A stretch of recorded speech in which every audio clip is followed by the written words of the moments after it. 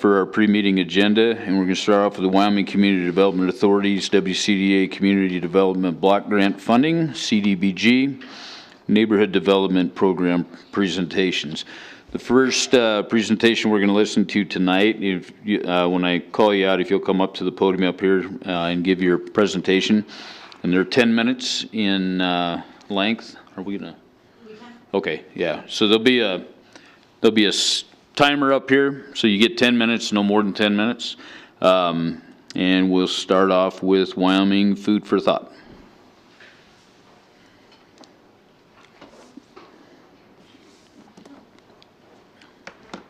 All right, thank you very much, council members who are present. My name is Jamie Purcell, and I'm the Executive Director of Wyoming Food for Thought Project. Our proposal is for the City of Casper to apply on our behalf through WCDA for the CDBG CV funding for the full grant amount of $750,000. We recognize the important role the City of Casper will play in this funding and acknowledge that the city will apply for their 10% administrative fee for this. This project will benefit low to moderate income persons. In fact, the median home income in North Casper is just $41,888, whereas the City of Casper Metro's area median income is $73,654. This project will also prevent blight, as the new facility will be resurrected as a community-based center.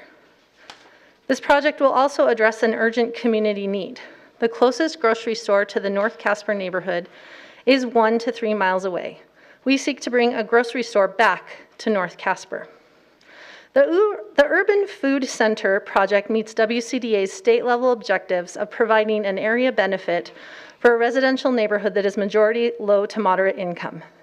In fact, the North Casper neighborhood has a rating of 46.65%, which is low, for the Community Reinvestment Act passed by Congress in 1977 and still used today for banks and investments.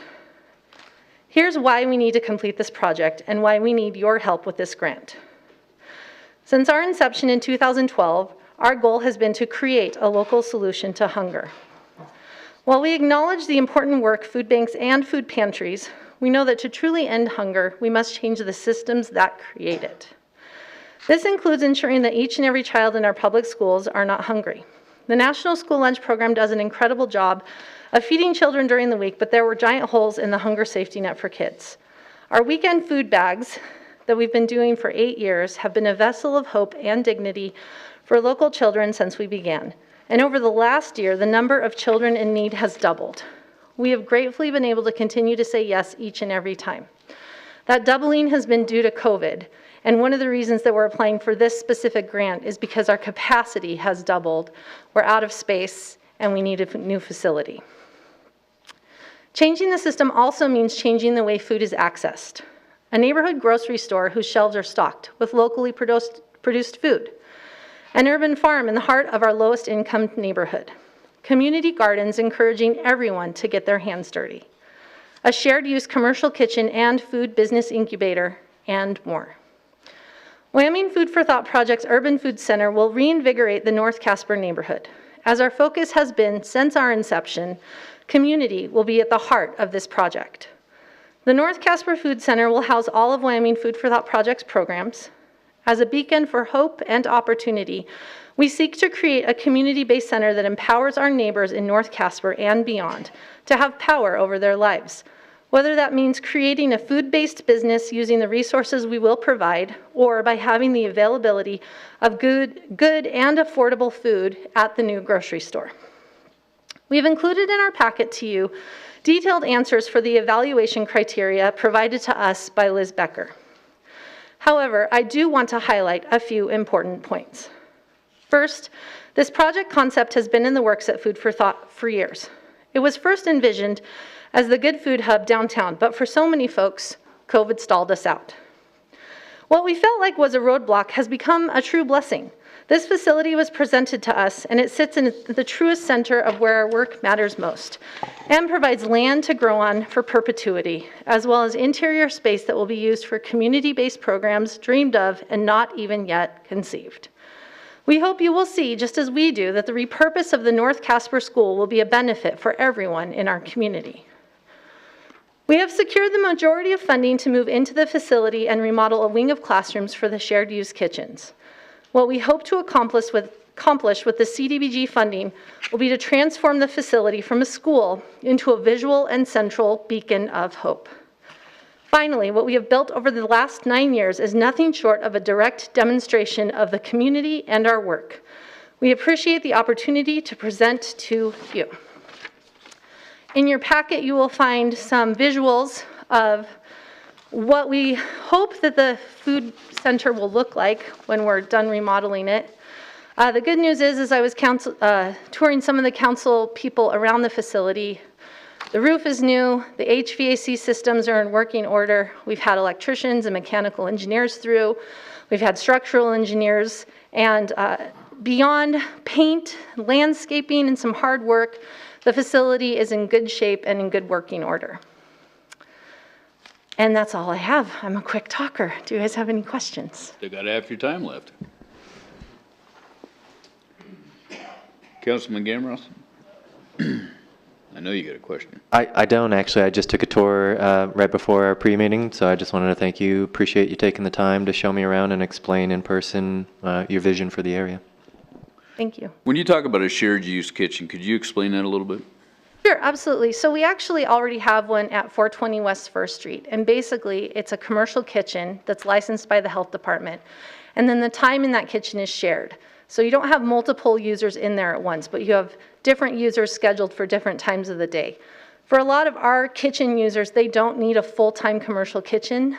Queen Bee Charcuterie is one of our users, and she just needs it for a few hours a week. So she comes in, does her food prep and all that she needs to do in the commercial kitchen. We also provide commercial storage and refrigeration so that she's within all of the laws of the Wyoming food law, and then she's able to scale up her small business without having to rent out a full-time commercial kitchen.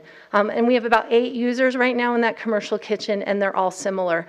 We have a scheduling software that we use called the Food Corridor, and so people can go online, schedule their time, and use the kitchen as they need it. Okay. Councilman Neal. Thank you. I also appreciate you taking time for Lisa and I and our city manager to tour with you, because that was on a day that wasn't necessarily scheduled, but you were gracious with us, so thank you for that. I would also like you to share with the council or speak to the enormity of your building and some of the other plans that you have as far as income generators for you, especially with the upstairs areas. Sure. So the upstairs areas are currently not promised to anything save for one room that we're going to use for hydroponic growing. All legal. I want to make sure you know that. You're welcome to come see it anytime. Beyond that, we do have an open second floor, and so what we foresee is if there's a small business that needs office space or a nonprofit that needs some space, we'd really like to use that building as a shared use building as well, just like our kitchens, except with the upstairs where people can rent out space for a really affordable manner, because we're a nonprofit and because our focus really is community and community development, not in the Wyoming business sense, but more in the heart of the community and the people. Okay. Mr. City Manager. Thank you, Mr. Mayor, and thank you for your presentation. I appreciate that. If I missed this, I apologize, but do you mind indicating your ability to meet the requisite match that this program would require? Yes, I believe that the match is 5%, but we're actually going to sell our building at 420 West 1st Street once we have the kitchen remodeled at this facility and move all of our operations to the North Casper School. And so that building has been appraised and will more than meet the match by 100%. Councilman Neal. Thank you. I also, I believe in an email from you today, I saw that the city is only interested in a 5% administrative. She had mentioned 10, and I don't think we're, as a city, as the administrators, that we're going for that full 10%. Isn't that true? Mr. Mayor, Councilman, it would absolutely depend on how many council approves. And so I would like to keep the window open from that 5 to 10%. so that indeed, if we do have more than one application that's approved, we will be able to ensure that we won't have any unanticipated impact on staff. Thank you. Okay. Is that it? All right. Thank you. Thank you.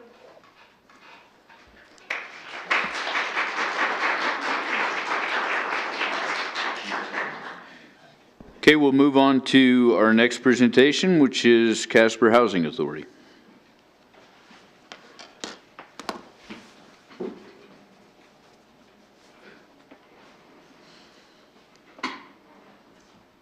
Good afternoon. Afternoon.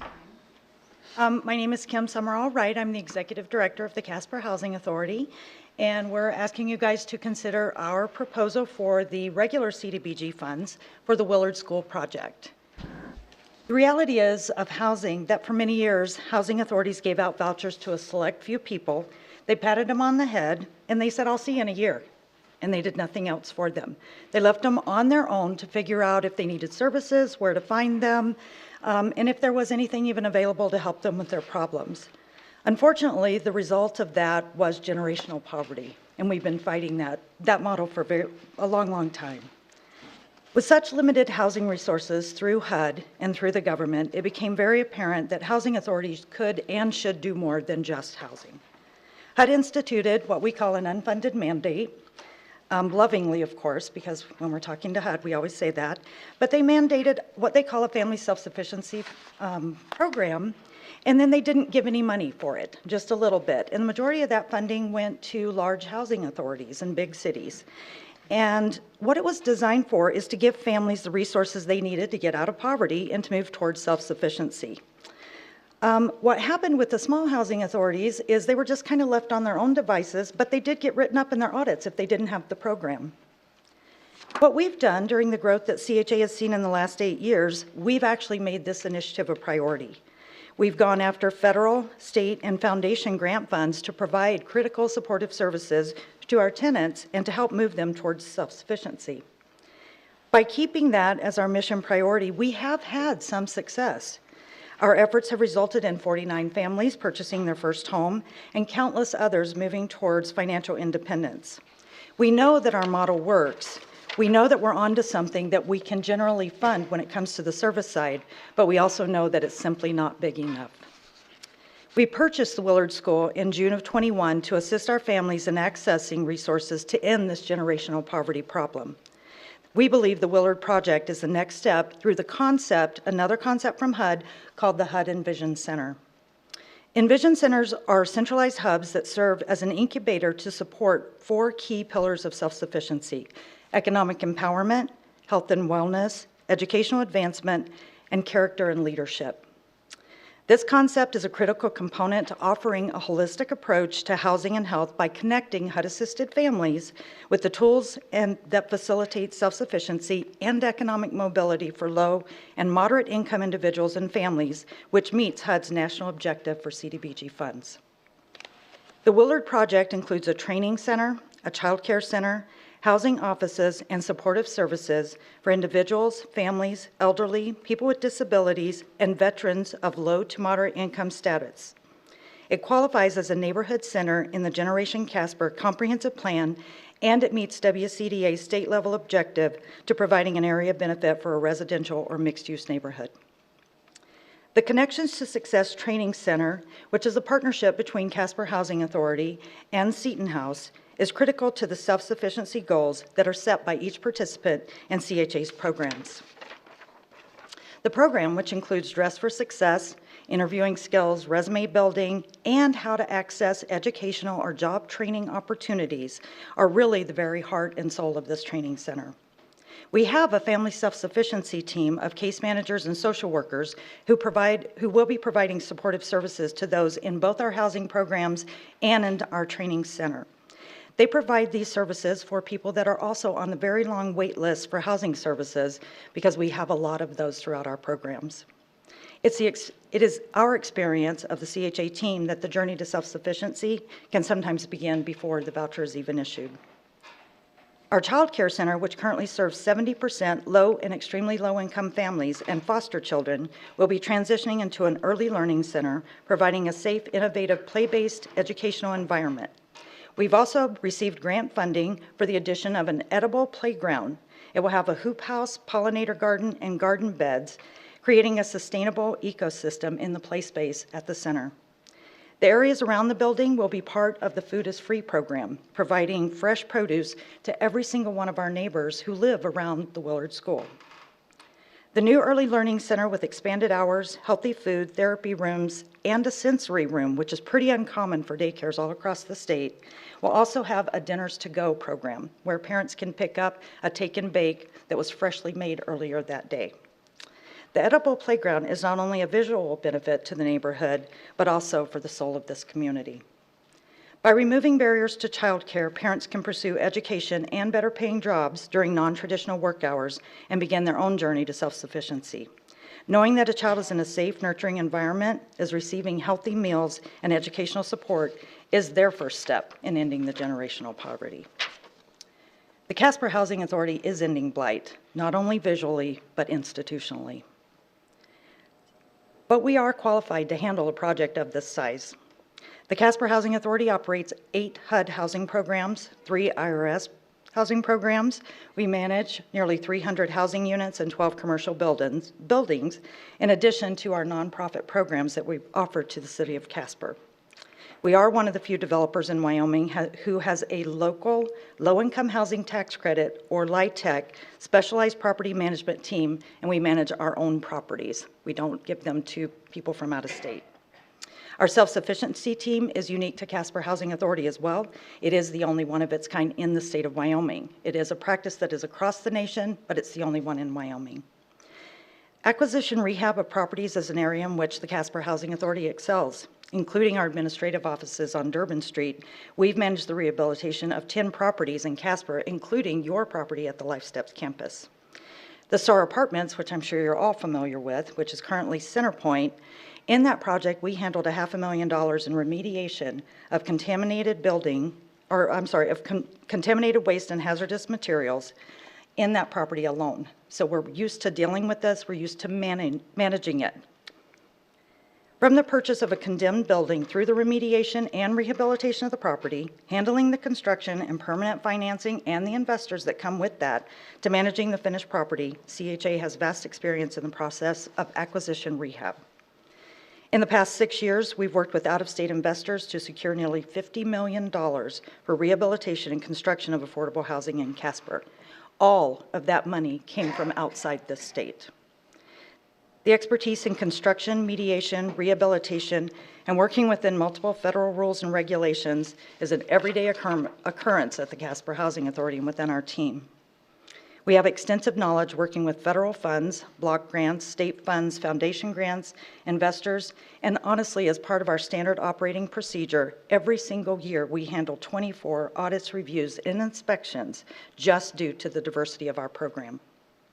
We actively participate and carry out community studies, rental studies, housing studies, child care surveys, and needs assessment based on all the different things that we do in the community. The construction timeline for the Willard project is 12 months, beginning November 1st. Not only will the matching requirement be exceeded, but this is the final funding stage to fully complete this $2.5 million project. There will be no displacement of any persons from their homes. Rents will be determined on the needs of the agency using the training center, and we are very, very familiar with WCDA and their trainings and certifications that are required, and we are committed to completing whatever is necessary and required for the Community Development Block Grant. Casper Housing Authority is run by an executive team of 5 professionals. We lead a team of 47 dynamic and diverse professionals, technicians, and specialists.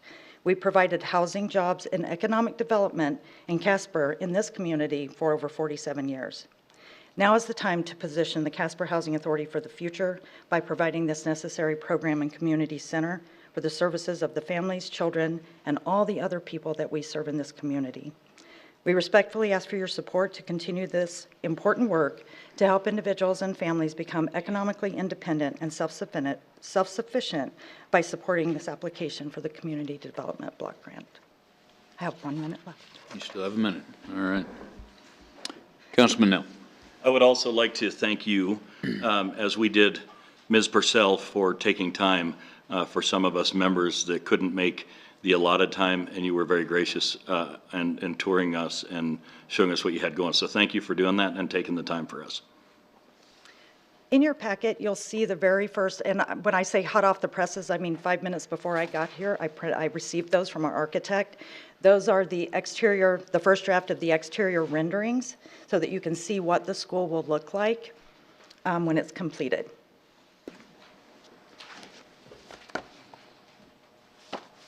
And all the answers to any other questions, I believe, are in that very thick packet. Okay, Councilman Gamros. Thank you, Mayor. To echo what Councilman Nell said, appreciate you taking the time. Our last Casper Housing Authority Board meeting was at Life Step Campus, so I also got to tour that building as well and see what you're doing over there. Was very impressed with what you've done with the campus and what you're continuing to do, and what you've done. I don't know how you find the time, honestly, Kim. So, but again, I appreciate all the rehabilitation and development you've been a part of in our community, and this vision included. It's very exciting stuff. Thank you.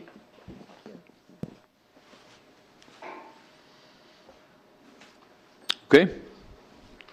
Mr. City Manager. Mr. Mayor, if I could get Kim, you to discuss the matching component to this a little bit, I'd sure appreciate it. Of course. It's a $2.5 million project. We have all of it already except for $500,000.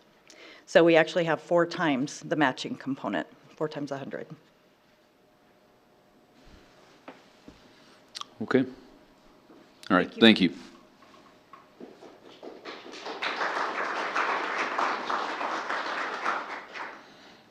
Okay, and Aaron Marquez.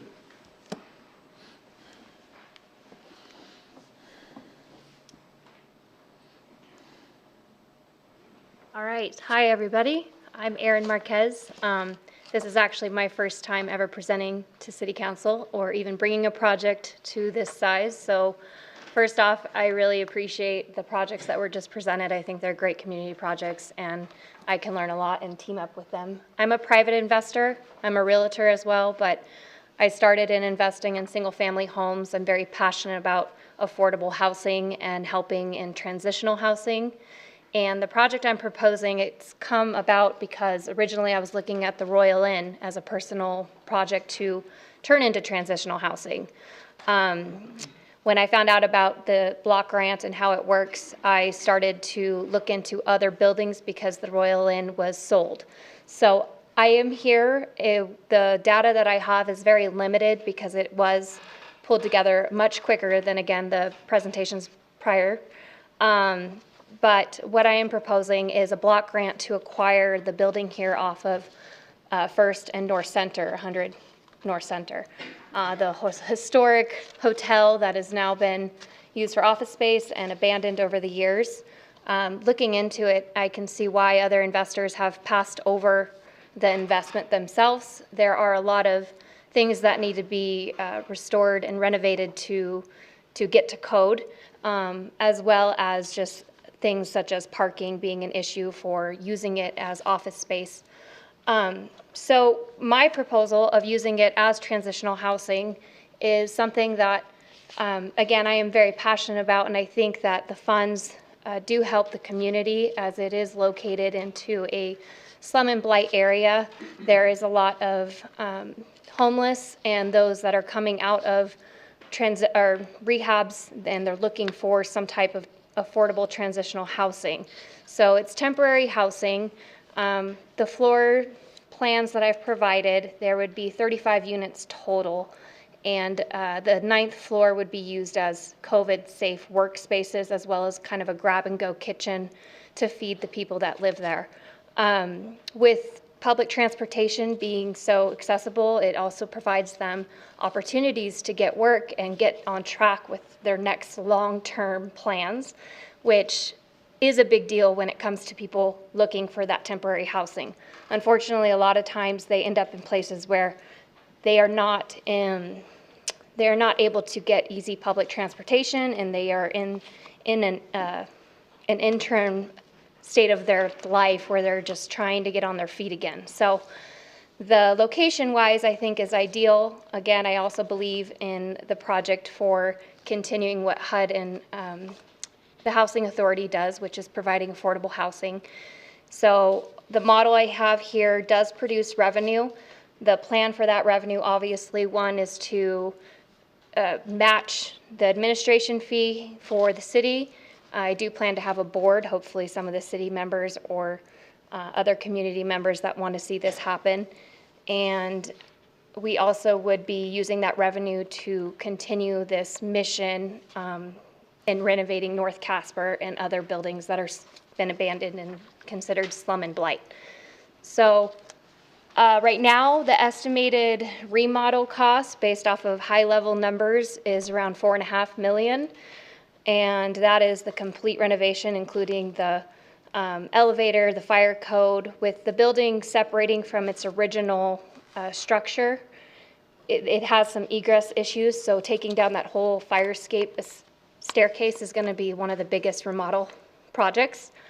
Again, I would be working with a board. It would not be me myself. I have talked to architects. I've had talked to the fire marshal as well, and I've had spoken with a few of the builders here in town. So, excuse me.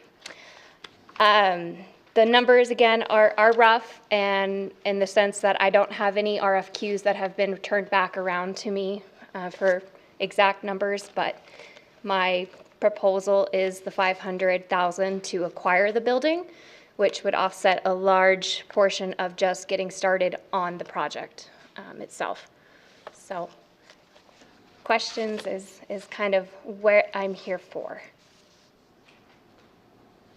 Councilman Gamera. Thank you, Mayor, and thank you, Aaron, for your presentation tonight and for coming to speak to us. Glad I was here for the inaugural City Council address. So I am curious, apologies, this is the first time I've been able to take a look at your plans. It wasn't included in our last information packet. Do you have experience, what is your experience with multi-million-dollar kind of development projects and stuff? Just curious what your background is as far as that goes. Thank you. My background actually, so previously I have worked as a project manager in oil and gas projects, but as far as remodeling and renovating a multifamily to this magnitude, I have not done that, but that is why I would depend on those that have on my board. Follow-up question. Go ahead. Thank you. And also, what is your experience working with HUD, WCDA, federal grants? Yes. I know it's a very confusing realm I'm itself. very new to all of it. I've, again, digging into projects that I wanted to do personally have led me to this opportunity. WCDA reached out to me about the Royal Inn. And then again, that's when I picked this project back up after COVID and started looking into these details. So I would depend on a group of experienced individuals and making sure that I had the right help with that. I would have a, sorry. Oh, no, go ahead. I was going to say, obviously I would have, a PE on board as well as like accounting. I wouldn't be handling everything myself on the administrative side as well. Councilwoman Ingebretson. I have a lot of questions. Okay. But, so I'm familiar with the building, but you're proposing 35 units, and how many parking spaces are there? Great question. So there are 28 total, but we would not use them all because, again, most of the people that would apply for this type of housing they don't have all their own transportation. So they would be using public transportation for a lot of it. Also, some of the floors would be used for isolation rooms for COVID response. So that would be more, it would not be parking for their individual stay. They would be coming through the medical transit, I guess. So something that we were looking at setting up with the hospital and Medicare. So you're planning on having Is this like assisted living, some type of a nurse's station, something of that nature? No. So it's affordable transitional housing or temporary housing primarily. One of the options that we are looking at is also with the COVID grant, providing temporary isolation rooms. So let's say the mission, their room and board is multiple people in one room. Somebody is, needs to isolate for 14 days or quarantine for 14 days. They don't know where to put them. That's the type of rooms that would be set up.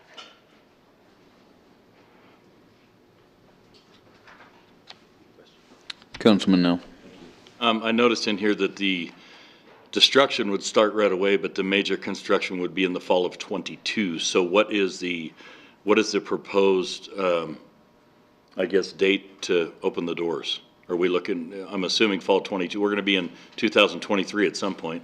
Yes, it would be 2023 for full occupation, or occupancy, sorry.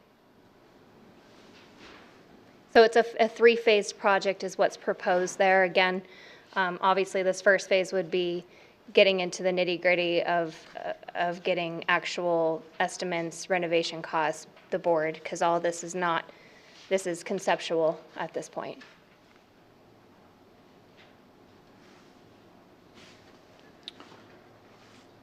Just one follow-up, if I may. Good. I'm just, well, you know me, I say what I think. It seems like we got the cart ahead of the horse on this one. It almost seems to me that there's a lot more homework that's going to have to be done as far as what your final costs are, where all that money's going to come from. Yes. It just seems like we're a little ahead of you're a little ahead of yourselves on this one, I think. And I appreciate that feedback. Again, I do understand that the presentations before me have been very thought out and they've been in the works for a while. This came about because, again, I changed the project from the Royal into this building, so it is a brand-new building that I would have to do the due diligence. What I am asking for is the city support on just acquiring the building. There are 3 phases of the additional funding, and I do have partners that do have the means to do that if I went full-blown just my company, but I would like to keep it in with the community, and I would try to first fundraise and do it with a board.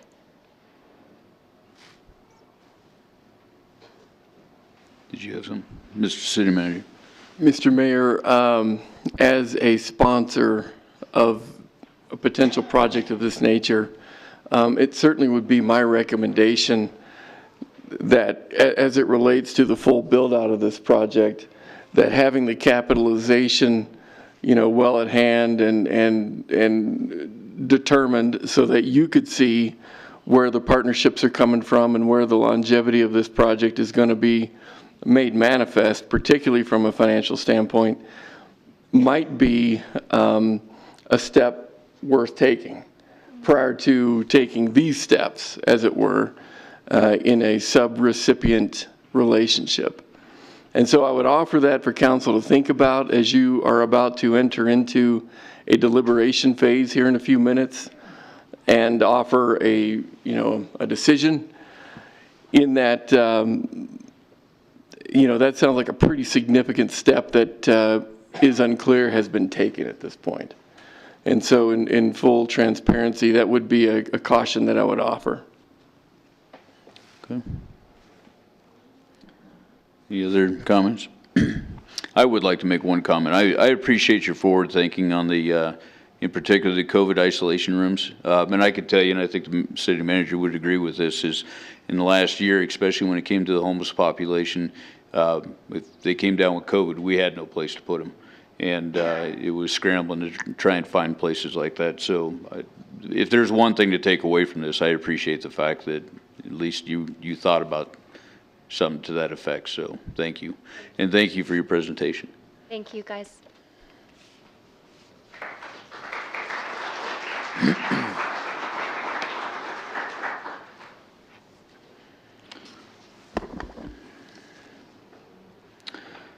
Do we have anything else with that, Mr. Manager? Mr. Mayor, so this evening you will have a public hearing wherein public comment will be taken on the breadth of all of these applications that are being submitted at this point in time. We do have a number of council out this evening, and while that is regrettable, the reality is our time frame is such that the flexibility to postpone the decision this evening is probably not available for us. And so while I would recommend that formal deliberation does need to happen, I would remind you that there's a number of criteria that we have to be very, very concerned about, the list of which you received last week, and we sent you an updated version this evening. Two elements that we would want to add as it relates to that criteria, and I think the applicants addressed fairly adequately, is with regard to the administrative piece that Councilman Nell pointed out earlier, and as did one of the applicants, as well as the need for the match to be provided. And so those are critical elements if indeed the city of Casper is not on the hook for extra dollars or whatever to be made to happen. And in that regard, the public hearing will be your opportunity to discuss amongst yourselves with regard to what applications, if any, you want to support forwarding to the WCDA. But I would remind you, your sponsorship is a pretty critical step with regard to the success of the projects and if they are to move forward. And so your decision tonight will be a critical element of the WCDA taking this project or series of projects forward, or not, depending on which way you go. Okay. All right, we'll move on to employee vaccination incentives. Mr. City Manager. Thank you, Mr. Mayor. We, as you know, are dealing with a number of internal issues that pertain to our workforce and exposures and infections as it relates to COVID-19 and variants thereof. We have been trying to keep you informed as it relates to some of the weekly impacts that we're experiencing, and you're aware that not only as it relates to infections specifically, but as it relates to those who potentially could be infected through direct exposure and so forth, in both cases requires employees to be pulled out of the organization and, sent home and isolated and that kind of thing in order to prevent further exposure.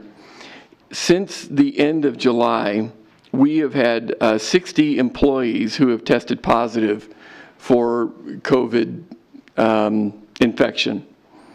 Furthermore, we have had an additional 61 employees that we've had to isolate because of direct exposure to those 60 employees. So all in all, we've had 120 employees that we've had to remove from the workplace as a means of trying to keep the rest of the organization free from infection, which equates to roughly 16% of our workforce, again, since the ending period of July. In that circumstance, we've been able to ascertain that 80 to 90% of those that have become infected were not vaccinated. And so from that standpoint, it would sure seem to me that if we can improve those figures, that perhaps we will have an opportunity to fortify ourselves a little better in terms of losing employees to exposure as well as to direct infection. Without a doubt, you have heard of a number of discussions in this day and age about ways in which to deal with similar things that we are facing right now. The program that we're recommending is with regard to a voluntary incentive program wherein employees and their dependents who do vaccinate will in fact receive a $250 one-time payment. those payments for those that have become vaccinated already prior to the time frame that we're proposing, which would be from September 27th through the end of the year, would be eligible for a $250 payment that would be funded through the CARES dollars that the city has already received. As far as dependents that would become vaccinated potentially, and those that are employees from the September 27th date forward, would also be eligible for a $250 payment pursuant to a full inoculation, a portion of which would be funded through dollars made available through the health department.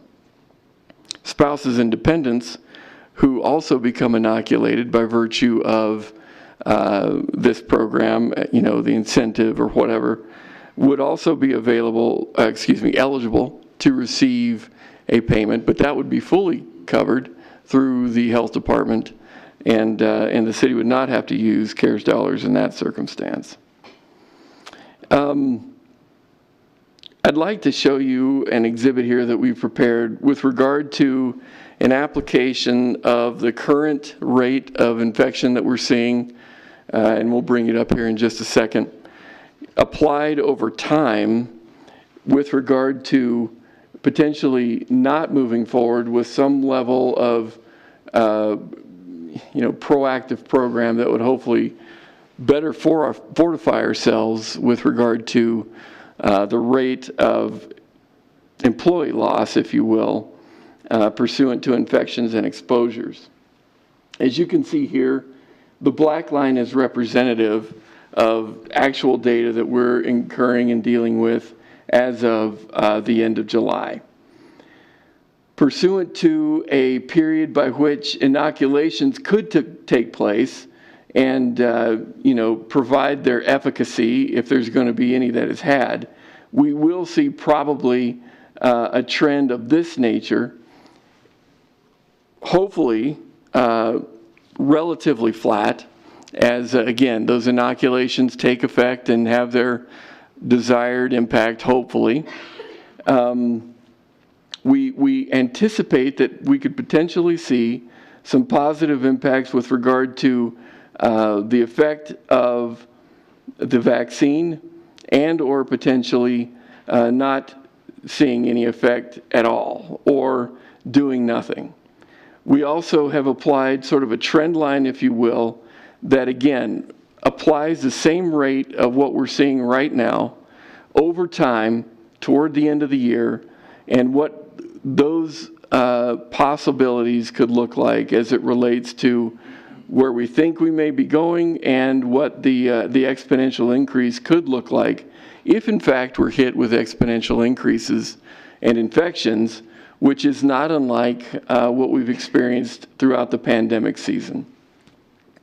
We are hopeful that with the incorporation of a volunteer program and potentially an inoculation rate of a target 65%, that this would be the trend that we would see moving forward, potentially if we start to see other exponential increases with those that are not inoculated. In comparison, as you can see here, we would see a margin if indeed we do nothing. Now, this is a mathematical application of the rate that we're currently experiencing, and so it's hard to say what could happen, particularly if we have spikes that occur like we see here from last week, and there certainly is a potential that we could see significant dips if the virus decides to go away, or if whatever environmental conditions exist that pushes the virus outside of our infection rates that we are currently dealing with. So without a doubt, we could see trend lines drop to here, but that would certainly not be consistent with what we've seen either during this recent surge or in terms of what we've seen historically in the pandemic period itself. To to give you a better feel for what these numbers mean, these are, weekly impacts as it relates to both exposures and folks who need to be isolated. So as you can tell, we have seen a high of 45 people being taken out in 1 week compared to before we got into the recording period, where we were, for the beginning part of the summer, really not having to deal with folks being required to be isolated out of work groups. My hope is, Mr. Mayor, that proactive measures of this nature will help us to avoid cataclysmic absences that would really provide a detriment as it relates to being able to provide services in the organization. Certainly, if we follow what could happen by doing nothing, then indeed we will have really difficult times trying to keep folks and work groups intact. And that's what, as your manager, I am trying to project and protect against in terms of absences and employee loss. It is my hope that at the very least we can remain at this level, if at all. I am not proposing that by doing proactive measures like an incentive program that we're going to see things totally correct and not have to deal with the issue at all. I do think we will be here at best, particularly if we reach a 65% inoculation rate within the organization, of which right now we believe we're probably at about 30. Another critical statistic that I'd like you to be aware of, out of the 60 cases of direct infection that we've had in the organization, 43 of those cases have been related to public safety and critical infrastructure areas that we view as services we cannot do without. That would include police, fire, wastewater, water, solid waste, and streets. 43 of those 60 cases have impacted those departments rather significantly. We are, again, shooting for a 65% inoculation rate. That may be pie in the sky, or it may be a number that could improve before the end of the year. We anticipate that the total project cost, if we move forward, including those who have already been inoculated and those that we hope can come forward and take advantage of this program, would be $164,000. We also anticipate that in terms of the reimbursements we could be subject to through the health department, that our true exposure would be $124,000, of which we believe CARES dollars would be eligible to provide for. Certainly, as you all know, if nobody comes forward to take advantage of this program, or if very few come forward, those numbers are going to be very, very light and quite a bit lower than what I just quoted to you. But certainly there is also the possibility that if we hit an 80% inoculation rate, these numbers are going to be light that I'm quoting to you tonight. So with that, Mr. Mayor, my hope is we can answer some questions this evening and see what you think about this, and you can give us direction accordingly. Councilman Neal. Thank you. I have several questions, so bear with me, Carter. Sure, you bet. First off, if an inoculated person tests positive, do they have to quarantine? Mr. Mayor, the pandemic plan does require folks who have breakthrough cases to be quarantined, yes. Okay, well, I don't call them breakthrough anymore. A lot of people that are inoculated are getting COVID. Just had a buddy spend 3 days in the ER who's had both shots. So it's not stopping people from getting it. I mean, that's just a fact. Secondly, COVID dollars are still taxpayer dollars, correct? Okay, so also, didn't the feds just mandate that any company or corporation with over 100 employees must either vaccinate or test their people? Do we not fall under that, guys? Mr. Mayor, Councilman Nell, we are waiting to see what some of the directives are that come out with regard to that proposed mandate. So at this point in time, I'm not convinced that we fall under that guideline or program that the federal government is moving forward. And so with that being said, I am not proposing that we pursue some level of a mandate at this point in time, and I won't propose it until, our hand is forced to do that, in which case I will come forward and talk to you about that further. Okay, well, just as a follow-up for the record, I would hate to see a mandate put on our city employees. I don't think it's appropriate, I don't think it's fair, and I don't like the idea. But I equally don't like using taxpayer money to incentivize someone to go get a shot. They want to get the shot, they can go get it for free right down the street. Use the taxpayer dollars. If we're going to do that, why don't we offer it to the entire citizenry in our town who pay those taxes? Why just city employees? So I think it's way beyond the scope of what we should be doing. It's just my opinion, but I want to make sure that it gets said. Councilman Gamros. Thank you, Mayor. Carter, could you explain to us, you said last week we had, what was it, approximately 50 employees in some form of quarantine or isolation. Could you please describe the impact that has to the services the city provides? If there's a financial impact, what impact does that have on the city and the services that we provide having that many people out? Thank you. Mr. Mayor, Councilman, I appreciate the question. The challenge that we have, particularly if this is a focal infection and exposure issue that we're facing, if we are dealing in any department in our organization, particularly even our bigger departments, that have to push 47 employees out the door in order to get them quarantined and so on, it is providing an impact for us in terms of providing the basic level of service that we've committed to provide. Should we push that number higher, either through a spike situation or an increase over time that is consistent with an exponential growth, that becomes even more difficult to maintain services on a basic level. And so what I'm contending to you is that when you're facing a vaccination rate of 80 to 90% of those that are not vaccinated in the organization, as your manager, I'm going to want to focus on that statistic and improve that statistic to hopefully drive the amount of folks that we do not have to send home.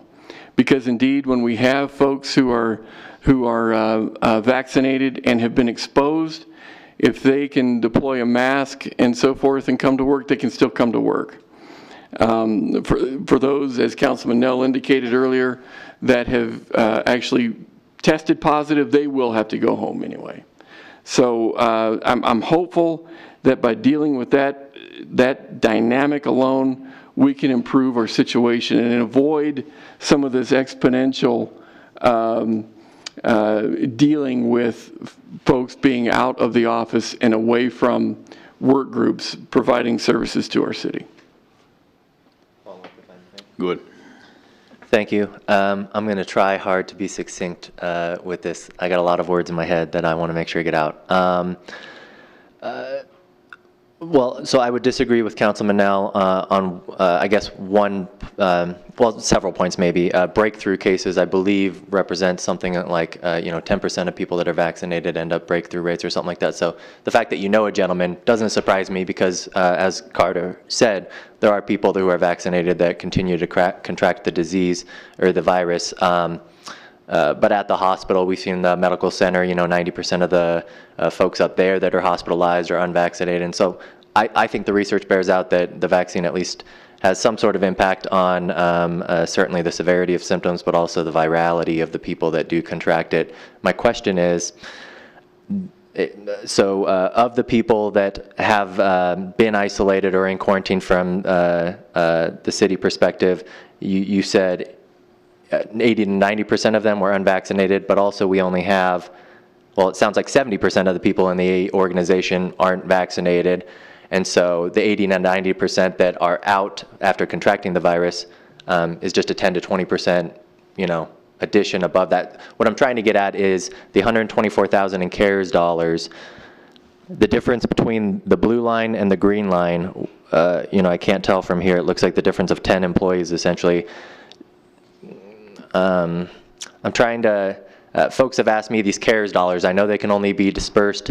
There's only, you know, a litany of things that we're able to spend those dollars on. And so people are asking, this may provide some benefit, you know, $120,000 inoculating however many city employees we can, but can those dollars be stretched to achieve more impact than that to our community? And so I guess my question would be the difference between those two lines. Are you confident that the $120,000 would be a, you know, a good way to spend that money compared to the other potential uses of those dollars? That wasn't succinct. I apologize. I'm terrible at this, but. Mr. Mayor, I think I understand the question, Councilman, and if I don't, please redirect me to make sure I do that. But, you know, for me, when you look at modeling of this nature, it's really hard to put on paper what exactly is going to happen with this disease. As we have seen from last year, you know, exponential growth is not atypical in terms of dealing with the management of this disease. And so if we can, you know, flatten the curve, as it were, with regard to measures of this nature, and maybe we need to consider others as well, then we will be ahead of the game, particularly if we can take hospitalizations off the table, particularly if we can take death off the table, and those kinds of things, of which, you know, I can't guarantee that any of that won't happen regardless of what we do. But if we're going to have a better statistical shot at avoiding those kinds of things, yeah, I think $124,000 is a good investment. We don't know what can happen through here. We don't know if this exponential curve is reflective of not doing anything, or if it's worse, or if for some reason we just see it fall off the chart and flatten out at zero for the rest of the year. We can hope for that, and we can, you know, assume that eventually that's going to happen, but we can also take the effort to try to prepare and try to be a little more proactive, because right now doing nothing isn't really serving us all that well, in my opinion. Thank you. Councilwoman Ingebretson. So I guess with the COVID, for one thing, I believe it's here to stay. We're going to be dealing with this every single year, and we're going to be throwing money at it every single year, and it's going to be exhaustive. And so the one thing that I find disturbing is that on all of the stuff that keeps being handed out, not one time is anybody saying, you know, you can take certain vitamins over the counter to help build your immunity. That's not in any handout. I don't see anything being passed out to the city employees to just encourage them to wash their hands, take vitamin D, vitamin A, vitamin B, whatever they're saying, that'll help build their immunity, and then try to stay distant from the employees. That's not being given out. You're just wanting to just encourage them to just get the shot. What happens if they get sick from the shot? Who pays for that? Because then they're going to be taking out more time. I don't think that the city has, I don't agree with this program. I think that this is a voluntary thing, and if somebody wants to get a shot or wear the mask, that is up to each individual. But I don't think that the city should be continuing to spend money, because we're going to be spending money today, we're going to be spending money next month, and all through till who knows when. And so this is something we're just going to keep chasing down the rabbit hole, and I just don't agree with just keeping spending money we don't have. Mr. Mayor, Councilwoman, to be clear, we indeed have been sending out information that encourages hand washing, that encourages social distancing in our work groups and in our work areas and meetings that we have and so on. In fact, we've been requiring that for large gatherings, they be broken up or they be done virtually, so that indeed we don't have too many people that are sitting in close proximity of each other, and hopefully getting a handle on sending people home to the degree that we have been.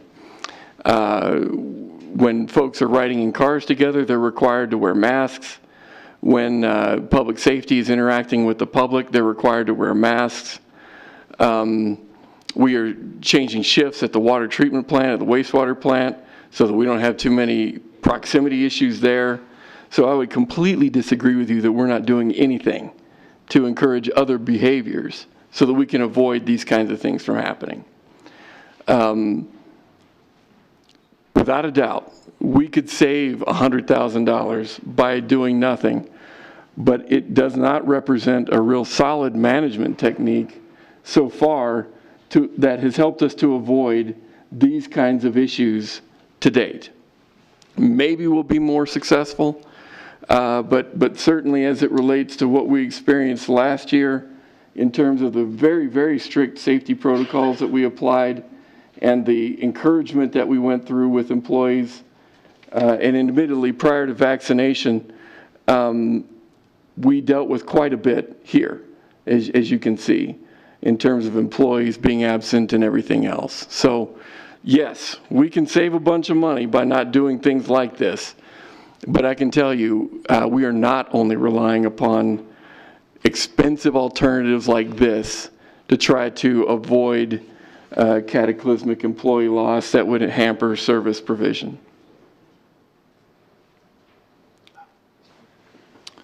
Councilman Nell. Thank you.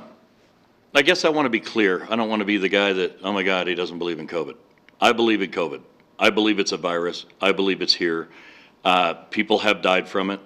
People die from the flu virus. People die from viruses. It's unfortunate. And I don't make light of that by any stretch. But I do want to be clear. This has an over 99% chance of survival if you contract COVID. It's just amazing to me that this thing has gotten blown to where it is.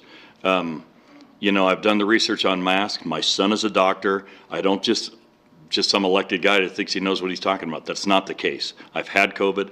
I did fine with it. I have a good immune system. That doesn't mean everybody else does. I can tell you the masks, like most of the people are wearing in here, do not work unless you're wearing a N95 or have one with filters on it.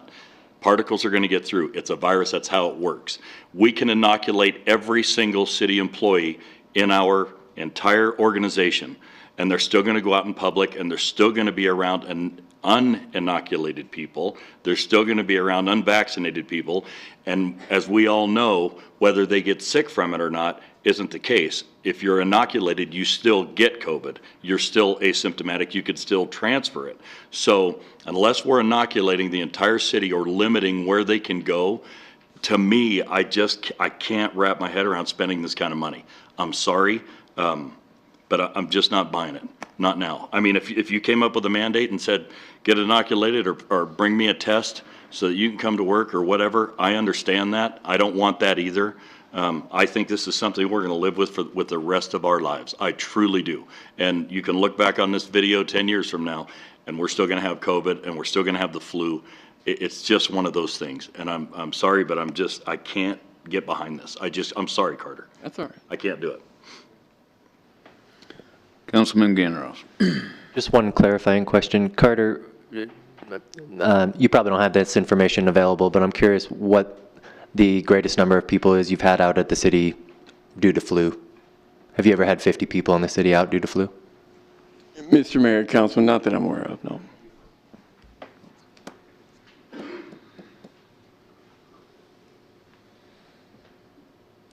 And that's all I have, Mr. Mayor. Mayor, can All I right. say something?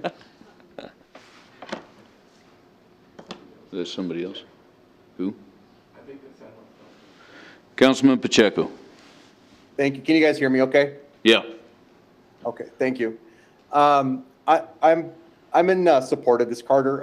I'm behind you on this one. And I'm going to go on a bit of a stance on it, only because of my background that, you know, not that I want to sound a bit that I think I know everything about something, but when you look in the eyes of someone that's dying of COVID and you know what's going on, then I'll have that conversation with you. I think this has become a political issue, a political lightning rod. We mandate kids to go to school for vaccinations. And if you want to have that conversation with the state or the federal government about not mandating kids because you're against vaccinations, because of schools and things like that, then I think you should have that conversation. So this has become a political question. This is a health issue. So I'm 100% behind this, Carter. I support you on this. I think you know what you want to do with this and how you want to do that. And I think this is good for our community. I think this is a real health crisis. You Yeah, will it be with us probably for the rest of our lives? And in 10 years, will our immune systems have gotten a little more used to it and dealt with it? But right now we're in a health crisis. When there are ICU beds that are not available and things happening in our hospitals, we are in a crisis. And to say and suggest anything different from that is irresponsible and not safe to have that conversation. We need to use every tool because the health system and science tells us what we should be doing, science. And the data should suggest that we can do this. So Carter, I'm 100% behind you and I support you and what you need to do. So thank you.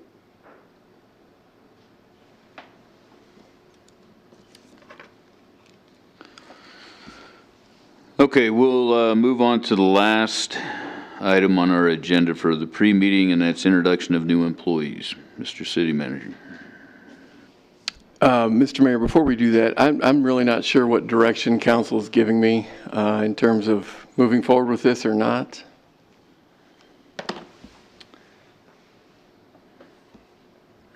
You need an answer tonight on that, and the only reason I say that is you have several that are not present. Mr. Mayor, we can certainly have this discussion again, say next week or whatever. So no, if it's the pleasure of the council to kind of take this in advisement and then render some direction later, that's okay with me. You bet. It's because it's a voluntary program that you're putting forward. So it's voluntary if people go and get this or they don't get that, and I understand that. But we have a new council member joining us tonight. We have 2 that will not be with us tonight, so there's 3 people. I think it's an important decision to be made by an entire council, so I'd rather take it under advisement tonight, and if we can, next week, we'll give you direction. No problem. Thank you. Okay. Thank you. So, Mr. Mayor, it's my pleasure to invite 3 people up to the podium if I could. We've got 2 Nicoles in the audience, Nicole Carlson and Nicole Hatfield, as well as Zulima Lopez. Council had direct involvement as it relates to the changes that we're proposing, not proposing, but that we've moved forward with pursuant to your direction as it relates to hiring a court administrator. Nicole Hatfield here is our court administrator that we've hired by virtue of a recent hiring process. She comes to us with some great experience in the court administration world. She's worked for the Supreme Court for the state, as well as she has circuit court experience also. And so having her come to help us, manage the municipal court here in Casper is a great blessing. So we certainly welcome her to the City of Casper family. We also have Nicole Carlson here. Many of you know Nicole because she's a faithful HR employee, has been an employee in the police department years ago as well. But she was one who took the assignment of helping us manage the municipal court in the interim before we could bring on Ms. Hatfield. And so I wanted to take an opportunity to thank Ms. Carlson for her work in getting us through this interim period of management at the court, the municipal court. She did a great job, fantastic work, and got us through a real tough time. So thank you, Nicole, for that effort, and welcome aboard again, Nicole. Another real key hire that we've made recently in the department head team is in the form of Zulima Lopez. She is our new Parks and Rec Director. We've also incorporated public facilities into this department as well. And Zulima will be taking on those responsibilities and roles by virtue of what I consider a fairly challenging hiring process that she rose quickly through the escapades for. So Zulima, welcome aboard. We are looking forward to working with you and the City Council from time to time as well. So thank you, Mr. Mayor. I wanted to kind of return the report, as it were, with a couple really key hires that you had an interest in. Okay, welcome aboard and congratulations. Thank you.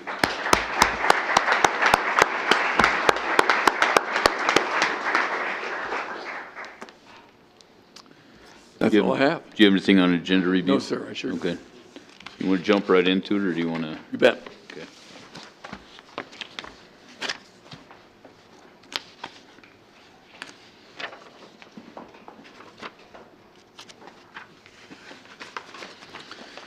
All right, before we begin this evening, I would like to remind everyone to silence their cell phones at this time, and I now call the September 21st, 2021 regular council meeting to order. The chair would entertain a motion to, by minute action, excuse the absence of Council Member Pollock and Councilman Kathy. So moved. Second. Moved by Councilwoman Ingebretson, second by Councilman Nell. Please cast your vote. Do you-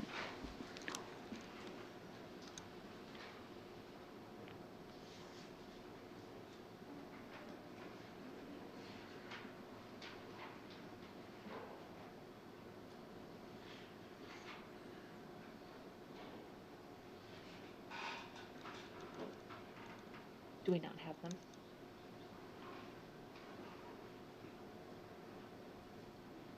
Did it go to sleep or something? Mr. Mayor, can you give us a second while we Yeah. Mm-hmm. see what the...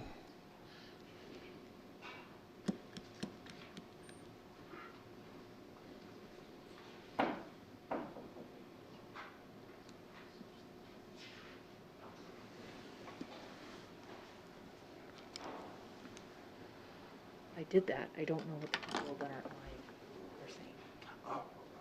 Johnson and, do we have them?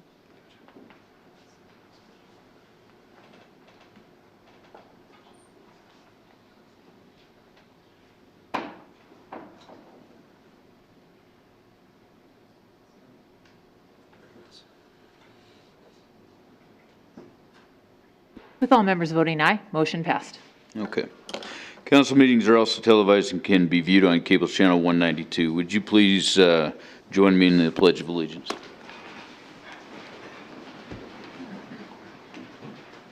I pledge allegiance to the flag of the United States of America and to the republic for which it stands, one nation, under God, indivisible, with liberty and justice for all. Thank you. The chair would entertain a motion to approve by minute action the minutes of the September 7th, 2021 regular council meeting as published in the Casper Star Tribune on September 17th, 2021. So moved. Second. Moved by Councilman Nell, second by Councilmember Ingebretson. Any amendments? Please cast your vote.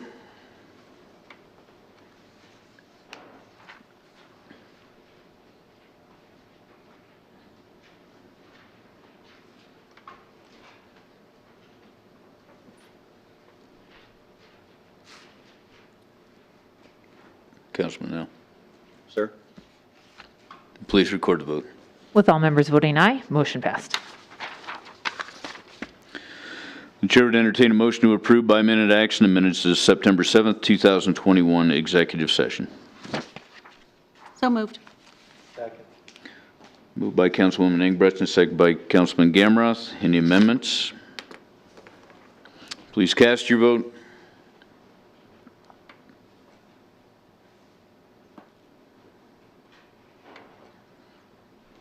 Please record the vote. With all members voting aye, motion passed. The chair would entertain a motion to approve by minute action the minutes of the September 14th, 2021 special council meeting as published in the Casper Star Tribune on September 19th, 2021. Second. Moved by Councilman Gamroth, second by Councilwoman Ingebretson. Any amendments? I don't know what happened. Please cast your vote.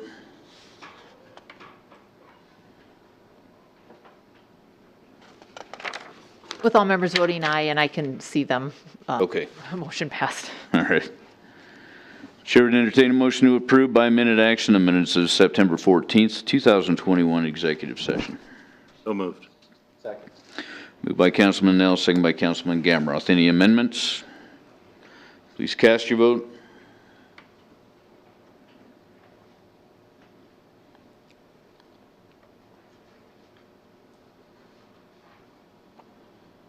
And please record the vote. With all members voting aye, motion passed. Chair would entertain a motion to approve by minute action the September 21st, 2021 bills and claims as audited by City Manager Napier. So moved. Second. Moved by Councilwoman Ingebretson, second by Councilman Gamroth. Any abstention or nay votes? Please cast your vote.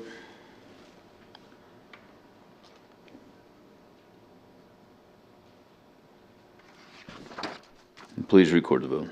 With all members voting aye, motion passed. Incoming council member requests. Please come forward for introductions and to be sworn in. You want her to come up here, Carter? You come up here.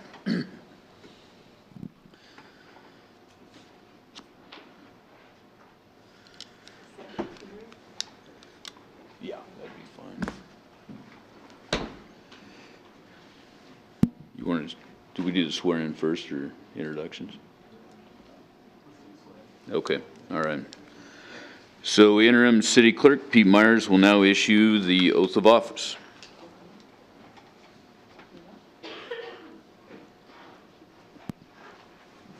Testing 1, 2, 3, testing. I'll now administer the oath of office, please. Please repeat after me. I do solemnly swear or affirm that I will support, obey, and defend the Constitution of the United States and the Constitution of the State of Wyoming. I do solemnly swear or affirm that I will support, obey, and defend the Constitution of the United States and the Constitution of the State of Wyoming. That I have not knowingly violated any law related to my election or appointment or caused it to be done by others.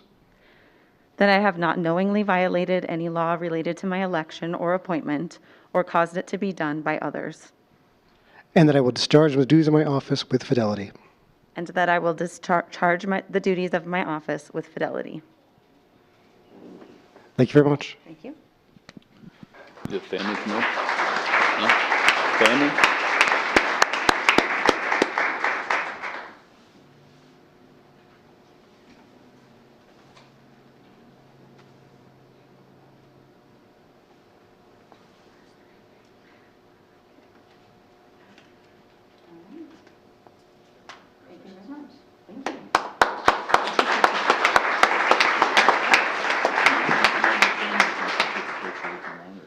Sure, that's not.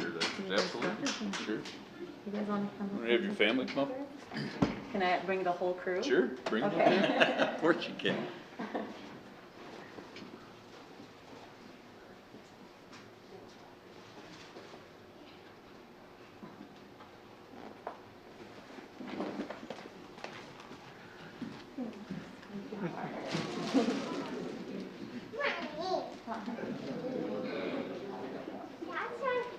Thank you so much. Yeah, we'll just slip them off for the picture. I guess.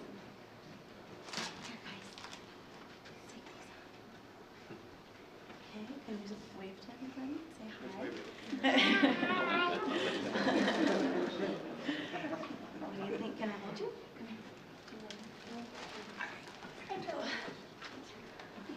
All right. Let's see. Can you smile? See your look at camera? Can you smile? They're taking a Is picture. that to say hello? Yeah, I will. Okay, take a smile. Awesome. You want me to snag that first, the microphone real fast? Is that okay? You might tell we're well acquainted with cameras in this family, at least these two little ones. So this is my family, my husband Tyler, my sister Che, my son Chayton, my mom Scotia, dad Sean, and my grandpa Papa, otherwise known as Don. Just thank you. I'm so excited to be here. I appreciate your confidence in me as a candidate, and I hope to serve well. So I'm looking forward to all of our work together. And thanks, kiddos, for the flowers.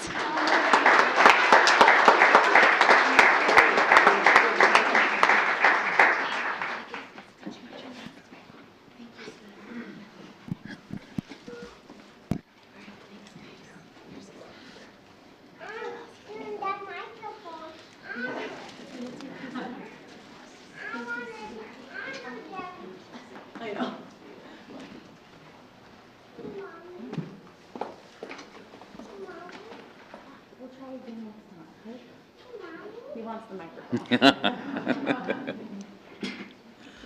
You'd probably be better received than some of us.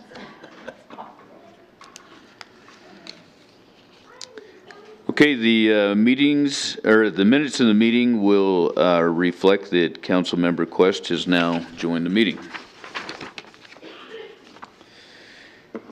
Bright spots in our community. Our bright spot presentation this evening relates to a recent act of heroism by Casper resident Jake Phillips. Our prosecutor from the City Attorney's Office, Jacqueline Brown, is here to tell us more about the incident. Ms. Brown, will you make a statement describing the incident?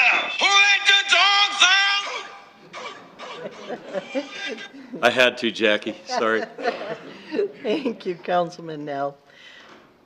The bright spot highlights the selfless acts of citizen Jake Phillips, who happened across a vicious dog attack. As a result of the attack, the victim has lost the use of her right hand, and her parent's dog was severely injured.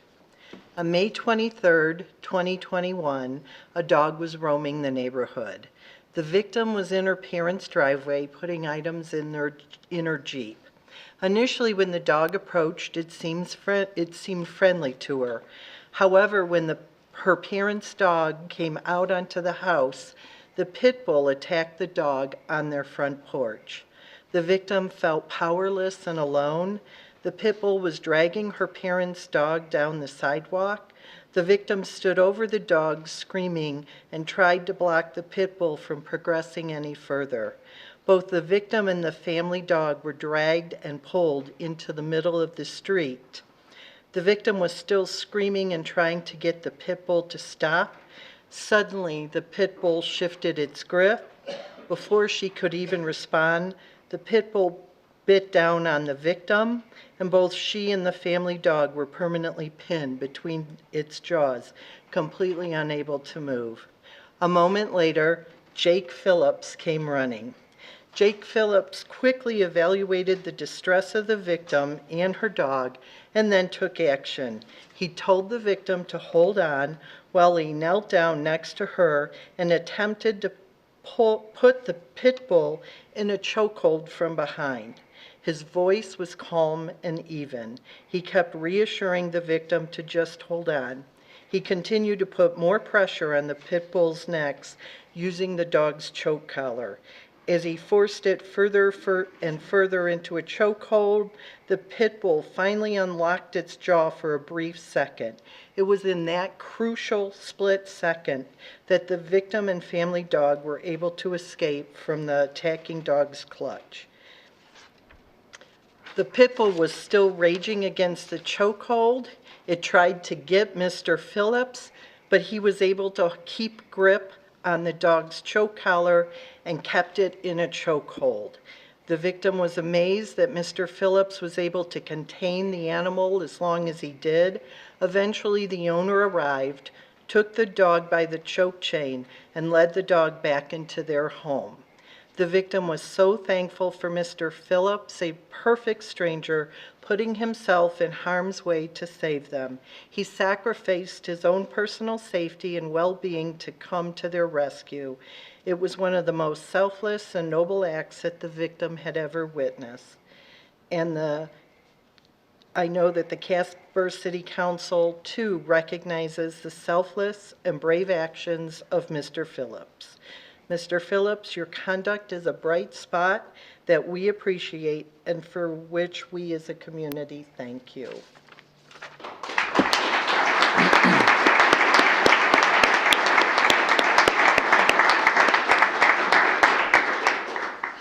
Mr. Phillips, if you'd come forward, we'd like to present you with a certificate of recognition signed by myself on behalf of the City of Casper and with our thanks for your selfless act.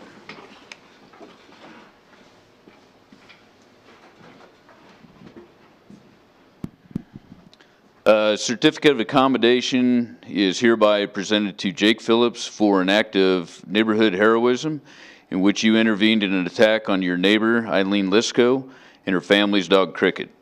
On May 23, 2021, Miss Lisco and Cricket were attacked by an off-leash dog.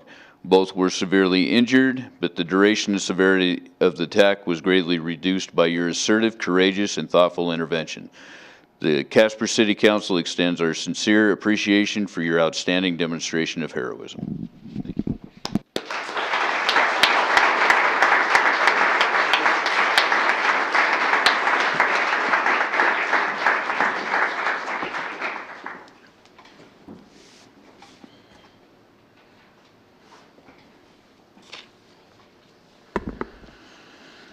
Okay, now is the time that we invite anyone in the audience who wishes to speak with the council to come forward. As stated on the first page of the agenda, we ask the following.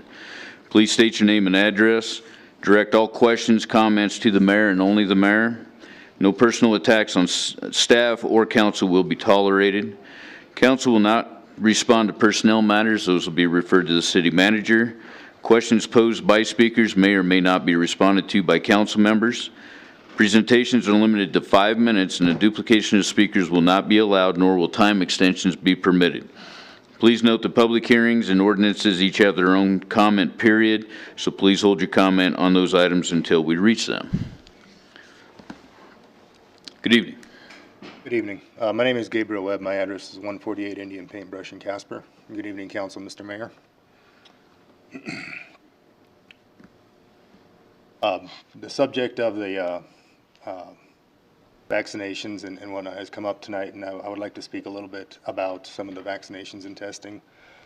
On September 16th, I was informed that the City of Casper would be subjecting all city employees to a medical testing program to which employees will submit to a weekly COVID testing via saliva. Although I understand the rising COVID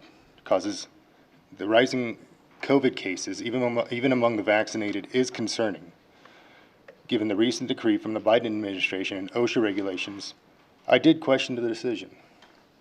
The answer I received may have been in jest, or it may have been just out of nobody knew. But I was told that the city felt obligated to comply with what the federal government and OSHA was proposing. Given the fact that our state is presently filing a lawsuit against the federal government, calling the decree a gross overreach of governmental power, I was hesitant to believe this answer until I heard it firsthand. So the question remains, why the mandate for a medical program which requires testing?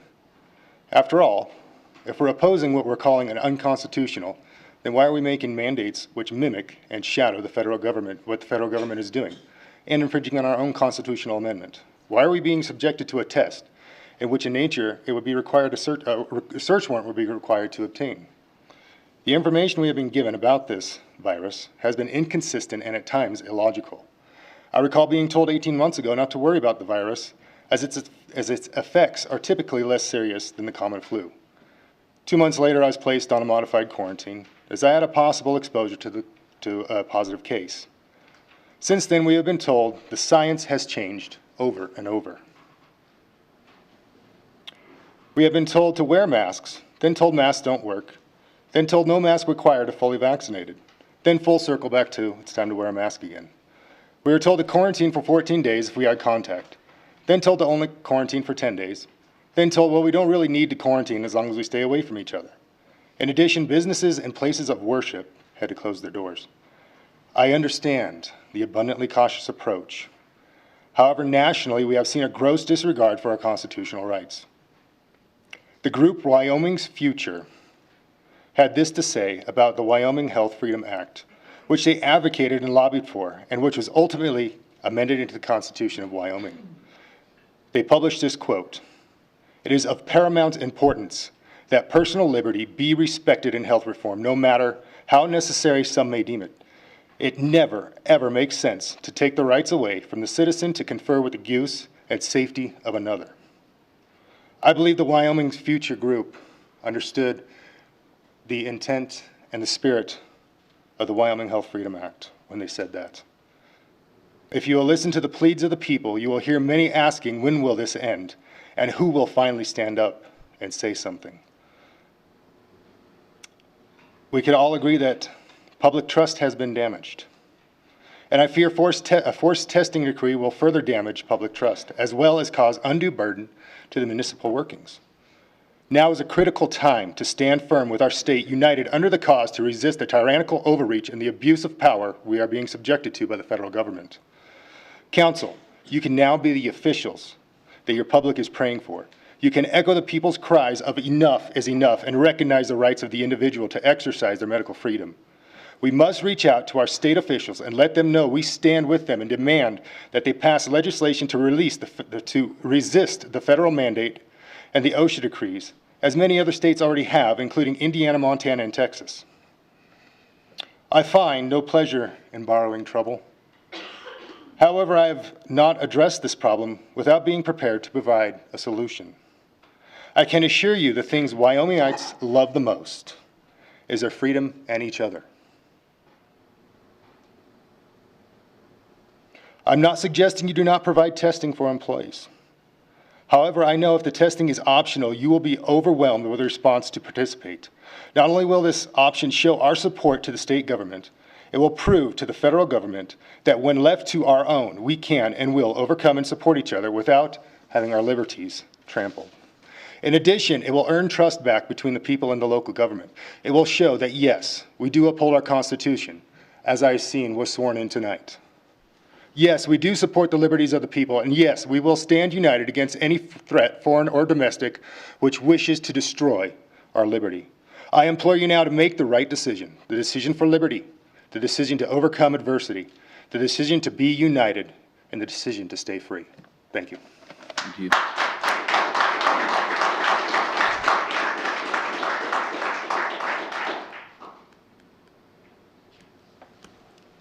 Is there anyone else who would like to address council?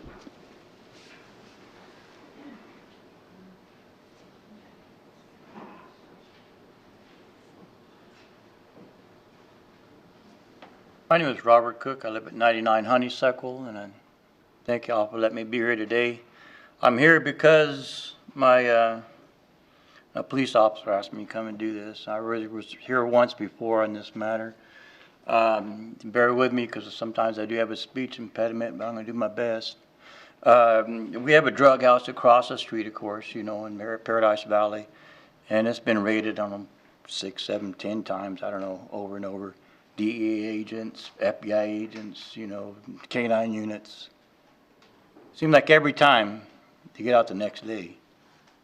Well, I talked to this police officer about it. He says, well, we're doing our job.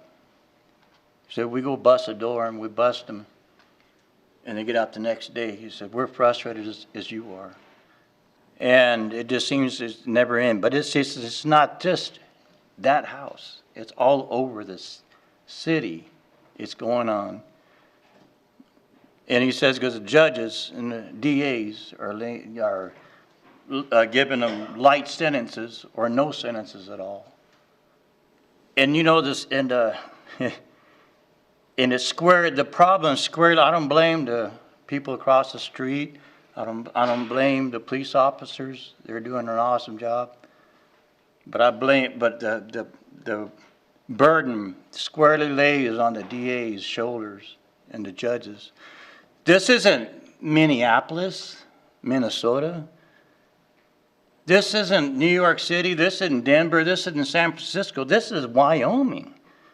One of the last strongholds against this liberal approach to this stuff. And if we lose that, my God, you know, and it's getting worse. You can go in any given day, you can be walking down the street, some guy walking like Joe Crocker across the street, all, you know, in the grocery stores, on the street corners. You see it, it's getting worse and worse. It's like a cancer, and it's just getting worse. And if something isn't done, my God, I don't know. It's becoming like one of those cities. We need to put pressure. He asked me to probably ask y'all if y'all can put pressure on the DA and the judge to put some stiff sentences on this stuff. And it's not going to go away. It's only going to get worse unless something is done. Casper, Wyoming, we're not like I said, we're not a liberal state. You know, we're one of the last strongholds for that stuff. And I just come before you asking if you can please, you know, put some pressure on this DA and these judges that are taking this liberal approach, you know, to this stuff. I don't know, if we lose Wyoming to that stuff, God forbid, I can't, I got grandkids and great-grandkids, and we got, and I don't want to, I shudder to think of what kind of world they're going to be growing up into. You know, we need to make a stand. People need to get mad. I'm mad. Your police department is frustrated and mad as hell. And your own police department, you know, it's just defund the police all over the country, you know. Now this police department is getting frustrated. They seem like their hands are tied. Please do something. Please for Wyoming's sake, you know, let's stand up and get mad. Now, you need to get mad about this. I'm mad, the police mad, the community's mad, but the drug cartels are happy, you know, and it's getting to be a big problem. And that's all I come to ask. Thank you.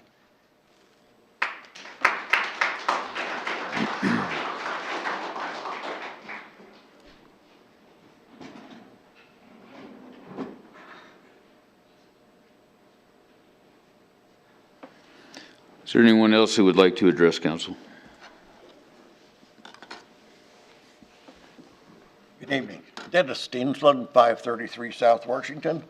What brought me down here initially this evening was the vaccination incentive.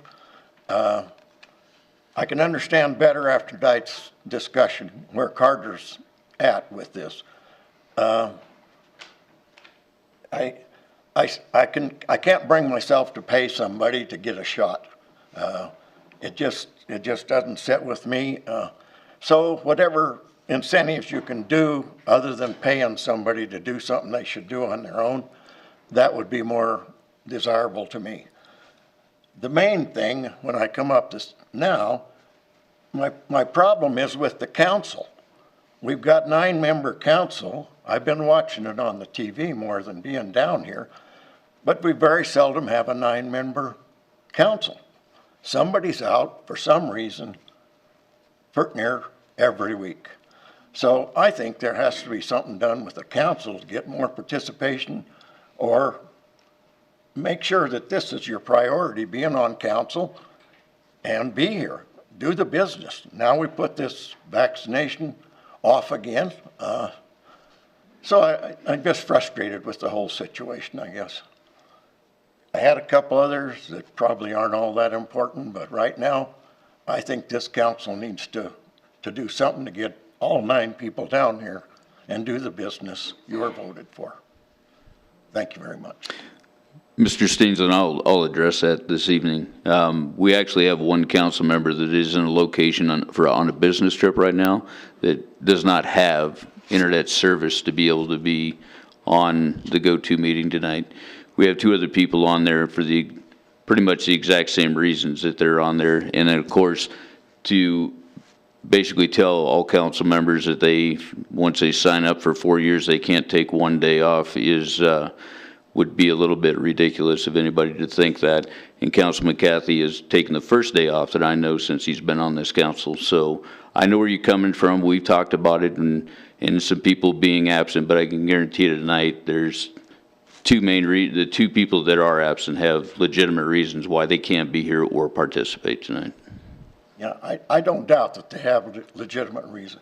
I believe it was Councilman Cathy that brought it up maybe last week or 2 weeks ago, that there was a problem with all the council not being here. I can appreciate having some excuses, but it seems like it's gotten out of hand. I mean, it seems like it's more often. And you don't do as good a job remotely like Mr. Johnson, Mr. Pacheco. To me, that isn't representing the people. When you represent them, you sit in that chair and you listen to every discussion. You excuse yourself, some stuff that doesn't involve you or does involve you. So that's my frustration. Thank you very much. And I'll address that one too, in all due respect. We have had some council members that have been sick with COVID. And the last thing I want is to have a council member sitting here getting everybody else sick. So If they have to be at home and they have to do it remotely, I don't really care. As long as they're participating and being a part of what's going on here, then that's the most important thing. So if we have to make accommodations for them to be gone, I'll do that every day of the week as long as we can make sure that we have as many here as we possibly can. But there are reasons that they are online and not physically here. And yet tonight's vote was put off because of not having full council. Absolutely. Appreciate everybody Or having. we could move forward, Mr. Stainsland, and have a vote, and then it could go away that nobody wants it to go.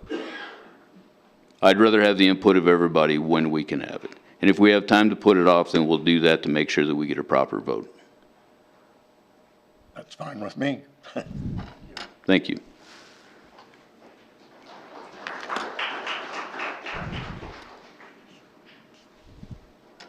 Good evening. My name is Candace Cochran, and I'm at 4030 Breton.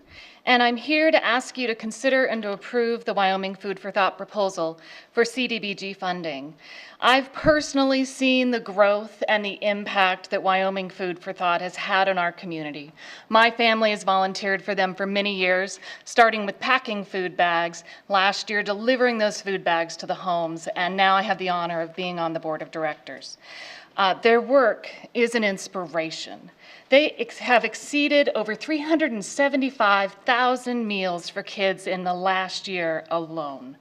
Food for Thought is their existing programs reach over 5,000 individuals annually. The Food for Thought Program Center that was proposed for this funding will be the center of the North Casper neighborhood, planning on growing food on all of the exterior lands, adding in the grocery store, food bags, free storage, tool share, urban farms, offices, community rooms, gymnasiums, mobile farmers market, indoor farmers markets, greenhouse, a hydroponic growing, a seed library, commercial kitchen incubator, and culinary training program, as well as Serve Safe classes, and so much more. Just to remind you of what Jamie, their executive director, said earlier, that the project aligns with the City of Casper's comprehensive plan in the following ways. Land use, it redevelops land in the core of Casper rather than urban sprawl. Public places, it restores neighborhood hubs like grocery stores and community gathering places. And innovation, the Commercial Kitchen Incubator is a food hub of ideas and will incubate new businesses, growing them from concepts to realities. Now, I've had the pleasure of watching over the last many years this organization's staff grow in their expertise and their abilities, and I know that they will be able to efficiently and expertly expedite a project of this scope and size. We also have an established, committed, and active board of directors, many of whom I believe have emailed the council and a number of which are in the audience this evening. In addition, we have partnerships with the Wyoming Department of Agriculture, the UW Extension, Casper Housing Authority, City of Casper Parks Department, Natrona County School District, Casper College, Sodexo, Walmart, as well as countless small businesses. Thank you very much. Thank you.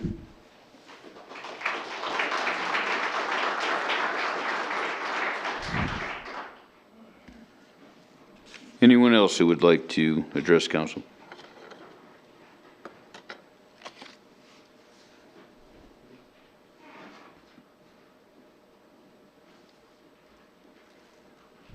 Mayor, Kenneth Bates, 209 Indian Paintbrush.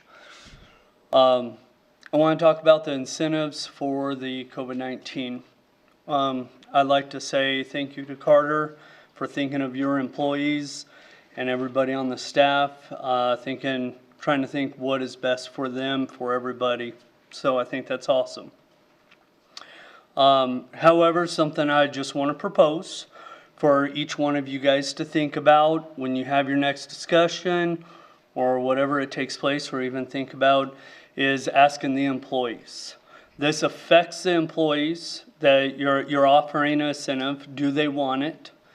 And if the majority wants it, then I tell you, give the big thumbs up. If the majority says, I'd rather not, take that into consideration, because they don't. So I think maybe to help make your guys' decision, see what the employees wants, because it's about them, not about you. So just a suggestion on that. Thank you, guys. Thank you.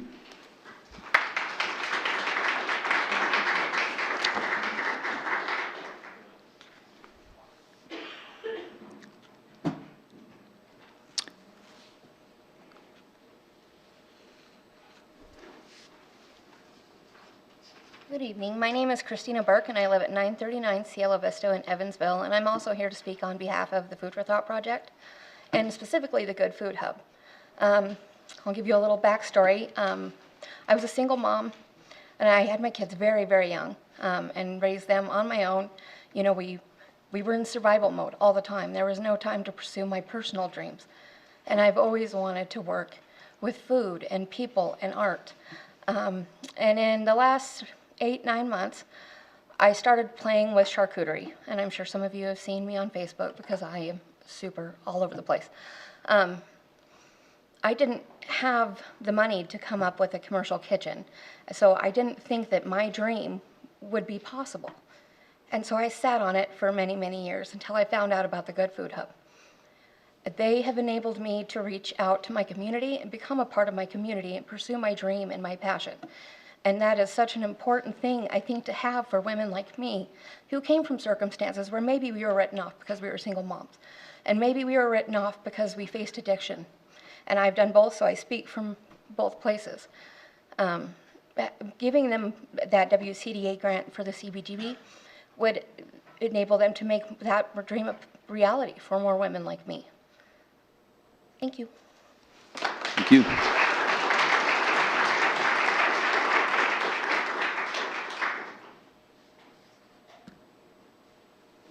Anyone else that would like to address council?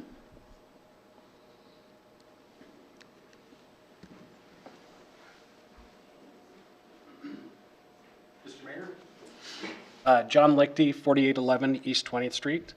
And I'd just like to speak on behalf of the Casper Housing Authority and our application for the CDBG money. I've had the honor of serving on the Casper Housing Authority board for a number of years. And have really seen the organization grow over the last 8 years with Kim Summerall-Wright and her leadership team at the helm. We've gone from being an organization that tread water to an organization that have become not just good stewards, but excellent stewards with all of the resources that we've been given the responsibility over, whether it's from HUD, whether it's properties that we're developing, working with our business partners with WCDA and LIHTC partners throughout the country. And I think this would serve a great purpose to help further the needs of those greatest in need throughout our community. We partner with a lot of different nonprofit organizations here in town, provide a lot of resources to organizations that need our help or just need some assistance in moving forward. And I think ultimately that's our goal, is to serve as many people as possible throughout our community. So I would urge everyone on the council to consider our application and moving it forward to the WCDA. Thank you. Thank you.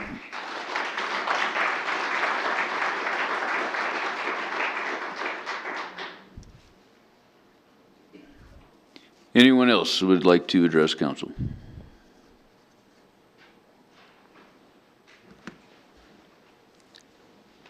Hi, Mr. Mayor. My name is Carrie Schrader. Oh, wow, it really isn't. I've been married for several years. My name is Carrie Reese, and I am the director of Seton House. That might be an example of how nervous apparently I am to speak in front of other people. Wow.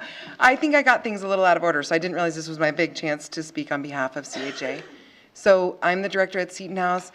I'm fairly new to my position. I've only been there about 11 months, but Seton House has changed a direction and involved a program called Connections to Success, and I'm hoping you've heard of it before. Certainly my predecessor spoke a great deal about it in the community.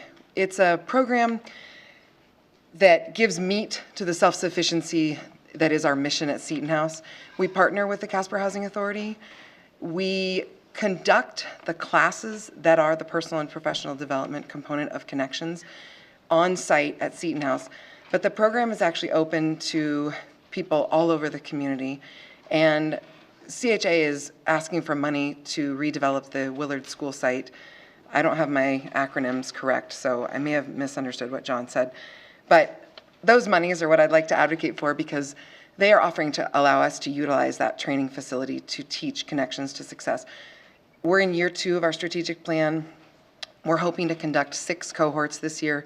So that's 6 classes of roughly 15 people throughout year 2 and then exponentially into the future.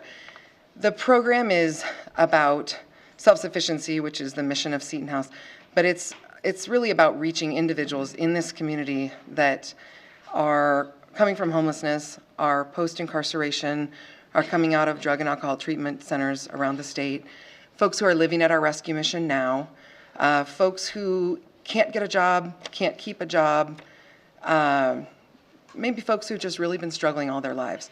And probably everyone in this room knows someone like that. So at this point, Seton House is offering the class to anyone who's interested. It's a 60-hour commitment.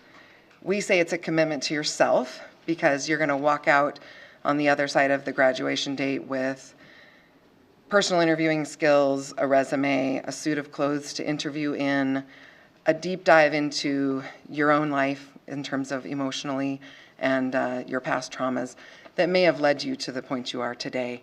So to have an off-site facility to utilize that also includes an on-site daycare would be a game changer for us as an organization, and the partnership that we currently conduct with Casper Housing Authority.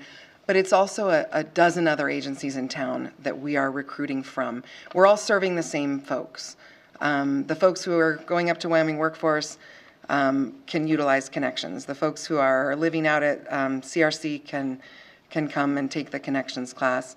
I've already mentioned the rescue mission. I'm thinking families who have a kid going through the CASA process can come and take our class. So I just wanted to speak on behalf that they're doing great work. We're really grateful to be partners with them, and that particular facility would be a huge asset to furthering our mission and the work that we're trying to do. I get a little personal or emotional because this is one person at a time in Casper that can change his or her life and become a contributing member of this community. So I believe in it with all my heart, and I think that a commitment to monies for them is really a commitment to the folks that we are serving, which is everybody that is underrepresented. So thank you. Do you have any questions? Thank you. Any questions? Okay, thank you. Mr. City Manager. Mr. Mayor, if I could contribute a potential point of order concern. We do have space set aside on the agenda for this exact line of testimony. This portion of the agenda is typically reserved for unrelated testimony provided to council on other issues. So if there's anybody else that does want to speak, when we do come up on that, you can come down here and speak. If you already have, we heard you, you don't need to come back down when we have that. But if there's anybody else who wants to speak on behalf of that, come down at that time. Is there anybody else that has anything not related to the WCDA grants that would like to address council? Okay. Please read the consent agenda title. Establishing October 5th, 2021 as the public hearing date for consideration of the transfer of retail liquor license number 21 from Modern Electric Company doing business as Bootlegger Liquor located at 100 North Ash Street to Wyoming Downs Off-Track OTB 12 LLC doing business as Wyoming Downs OTB 12 located at 1121 Wilkins Circle. The chair would entertain a motion to by minute action establish public hearing date just read. So moved. Second. Moved by Councilman Gamroth, second by Councilwoman Ingebretson. Please cast your vote in a moment.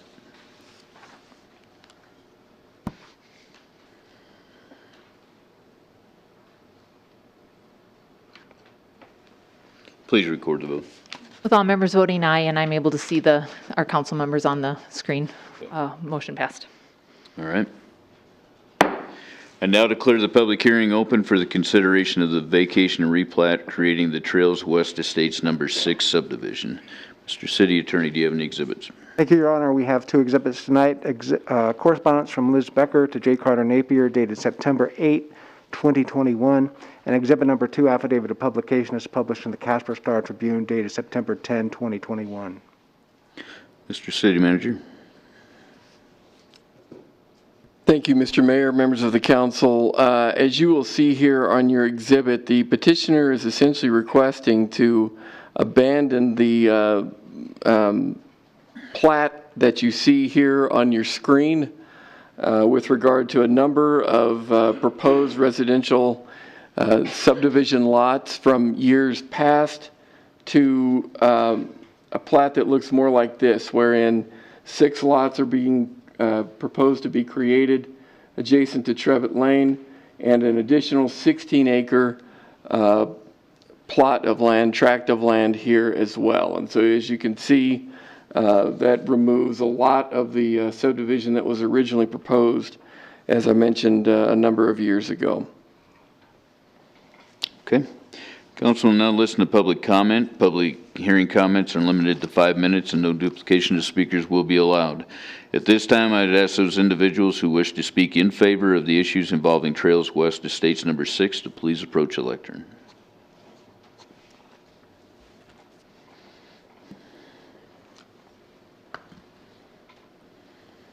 Dennis Langdon, 770 West Collins here in Casper. Right now, basically, you've seen everything as far as in front of you, as far as counseling. Most important thing is what we had 41 years ago is no longer applicable. So most important thing is I'm here to vacate the entire area, reestablish 6 lots in front, and then from then on, we'll proceed. Are there any questions for me as far as when it comes to the development and the vacating of what's going on? Councilman Nell. Just a comment. As a liaison to the Planning and Zoning Commission, it was unanimously approved by them to come to us, so you know. Are there any council members online?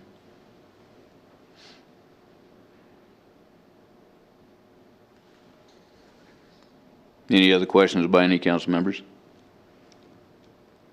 Okay. All right, thank you. Thank you. Is there any other individuals who wish to speak in favor of?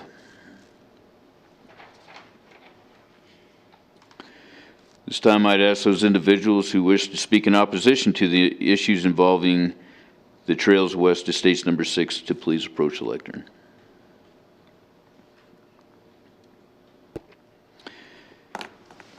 There being no others to speak for or against the issues involving Trails West Estates Number 6, I now declare the public hearing closed. Please read the ordinance by title only. An ordinance approving the Trails West Estates Number 6 subdivision agreement and the final plat of Trails West Estates Number 6. The chair would entertain a motion to approve on first reading the ordinance just read. So moved. Second. Moved by Councilman Nell, second by Councilman Gamroth. Discussion? Any amendments? Please cast your vote.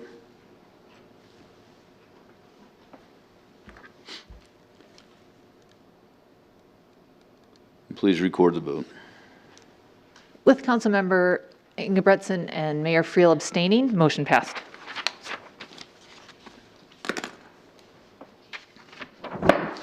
I now declare the public hearing open for the consideration of the annexation and zoning of Tract 31, Dollar Number 3 subdivision. Mr. City Attorney, do you have any exhibits? Thank you, Your Honor. We have two exhibits tonight. Exhibit number 1, correspondence from Liz Becker to J. Carter Napier, dated September 8, 2021. And exhibit number 2, affidavit of publication, is published in the Casper Star Tribune, dated September 10, 2021. Mr. City Manager. Thank you, Mr. Mayor. The petitioner is located, as you can see here on your exhibit, at the intersection, if you will, of Magnolia and Link.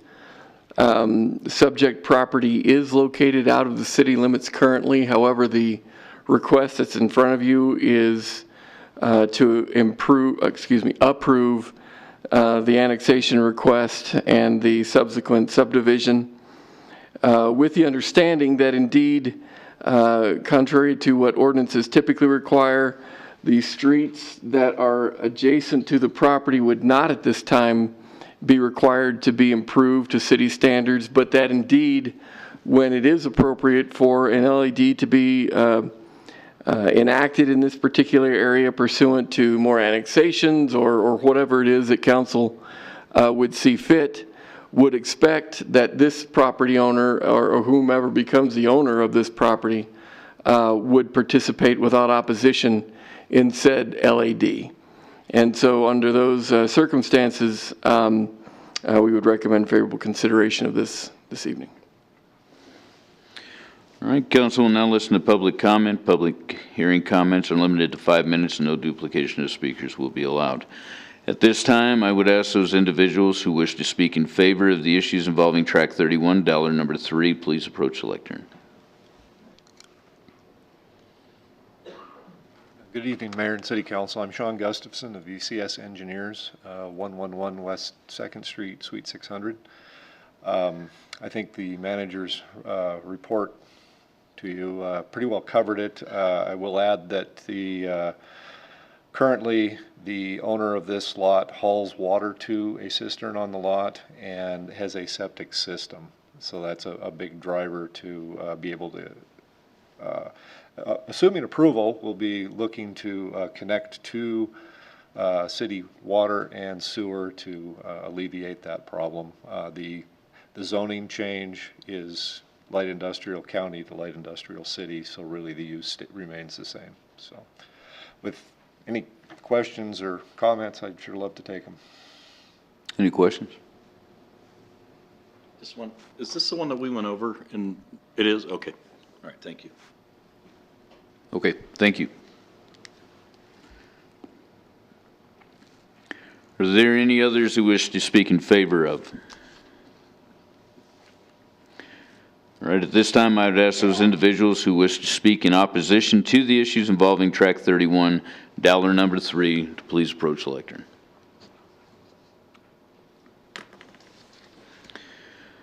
There being no others to speak for or against the issues involving Track 31, dollar number 3, I now declare the public hearing closed.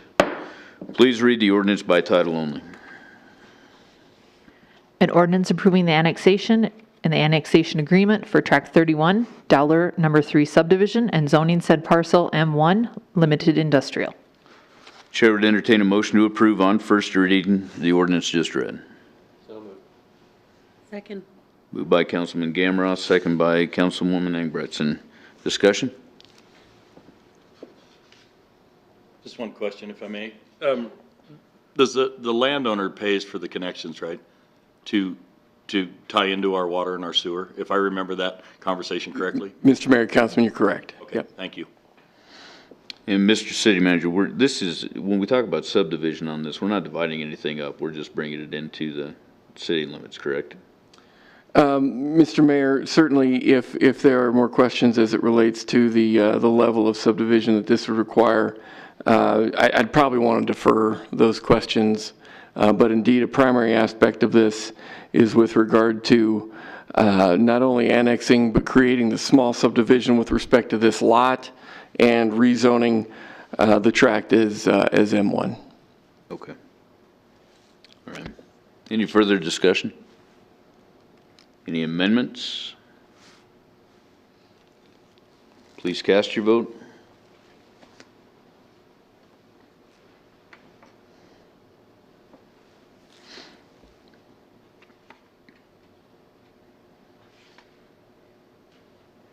And please record the vote.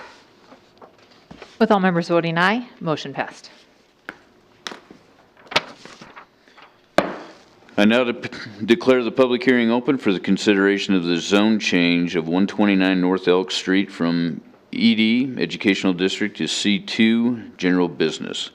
Mr. City Attorney, do you have any exhibits? Thank you, Mayor. 2 exhibits. Exhibit number 1, correspondence from Liz Becker to J. Carter Napier, dated September 8, 2021. And exhibit number 2, affidavit of publication, is published in the Casper Star Tribune, dated September 10, 2021. Mr. City Manager, do you have a report?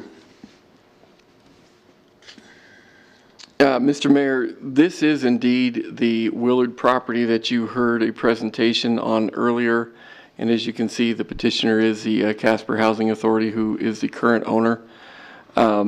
This particular zone request, however, is not contingent upon your awarding the WCDA grant, just to be abundantly clear. The use of the property requires that the zoning be considered, and hence the reason you have this request for you this evening.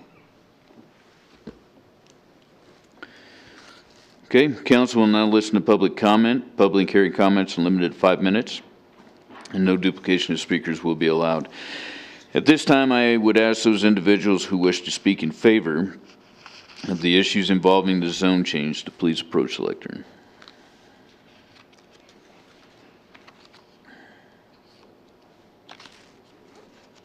It appears we're spending a little time together this evening. I'm Kim Summerall Wright, again, the Executive Director of the Casper Housing Authority. You guys have already heard all about the project, exactly what's going to be going on there. It is just pure coincidence that the zoning meeting is this evening at the same time as the CDBG, so I apologize for that and for taking so much of your time.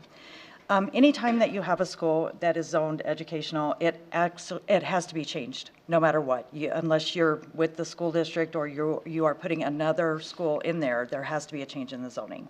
And so that's why we're here. We know that there's not a lot of businesses who are interested in a 26,000 square foot building that can do something with it, and certainly not anyone that's interested in building community, and that's what we do regardless of where we are. So we respectfully ask that you consider the zone change, and thank you very much for your time. Okay, thank you. Any questions?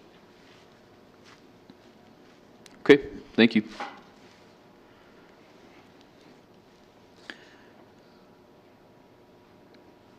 Are there any other individuals who wish to speak in favor of? At this time, I'd ask those individuals who wish to speak in opposition to the issues involving the zone change to please approach the lectern.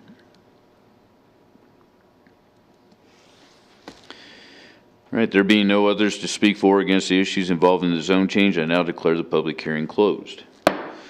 Please read the ordinance by title only. Pardon me. An ordinance approving a zone change of the former Willard School property, lots 1 through 12, block 97, Butler's Edition. The chair would entertain a motion to approve on first reading the ordinance just read. So moved. I'll second. Moved by Councilwoman Engbretz and second by Councilman Nell. Discussion? Any amendments? Please cast your vote.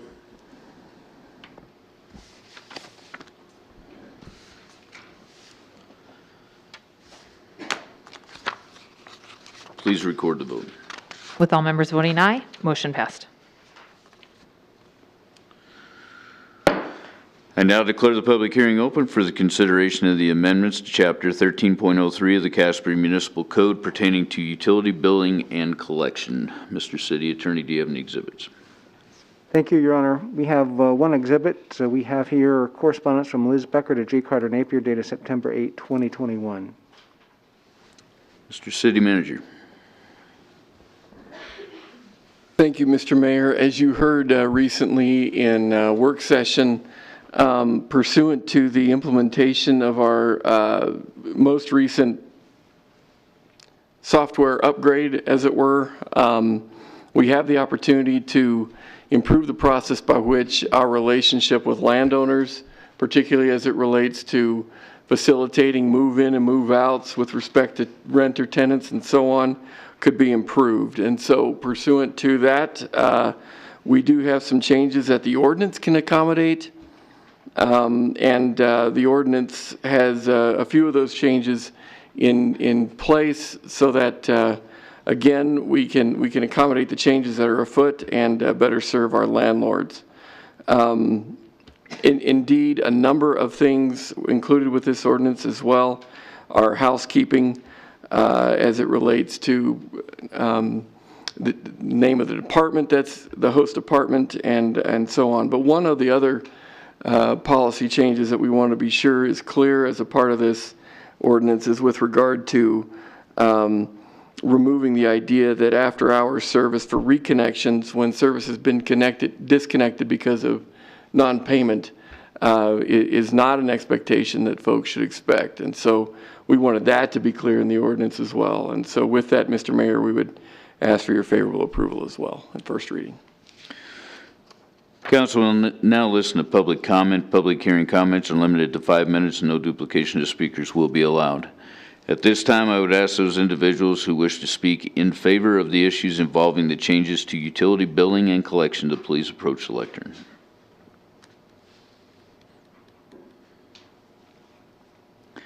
At this time, I would ask those individuals who wish to speak in opposition to the issues involving the changes to utility billing and collection to please approach the lectern. There being no one to speak for or against the issues involving the changes to utility billing and collection, I now declare the public hearing closed. Please read the ordinance by title only. An ordinance amending certain sections of Chapter 13.03, Utility Billing and Collection of the Casper Municipal Code. Chair would entertain a motion to approve on first reading the ordinance just read. So moved. Second. Moved by Councilman Nell, second by Councilman Gamroth. Discussion? A little bit. Councilman Nell. Thank you, sir. This is just for the general public. If you're a landlord and someone is renting an apartment from you and they fail to pay their bill, the landlord has the option now to leave the utilities on and take the billing so that their water doesn't get shut off and freeze their place up in the middle of winter, et cetera, et cetera. So that's all this is for, is just to help our landlords keep their places intact when they have tenants who don't pay their bills. Any other discussion? Any amendments? Please cast your vote.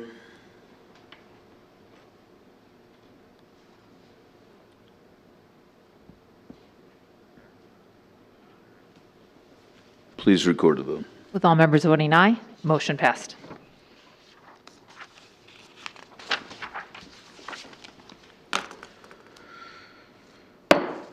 I now declare the public hearing open for the consideration of the sponsorship of grant applications for the Wyoming Community Development Authority's Community Development Block Grant Funded Neighborhood Development Program.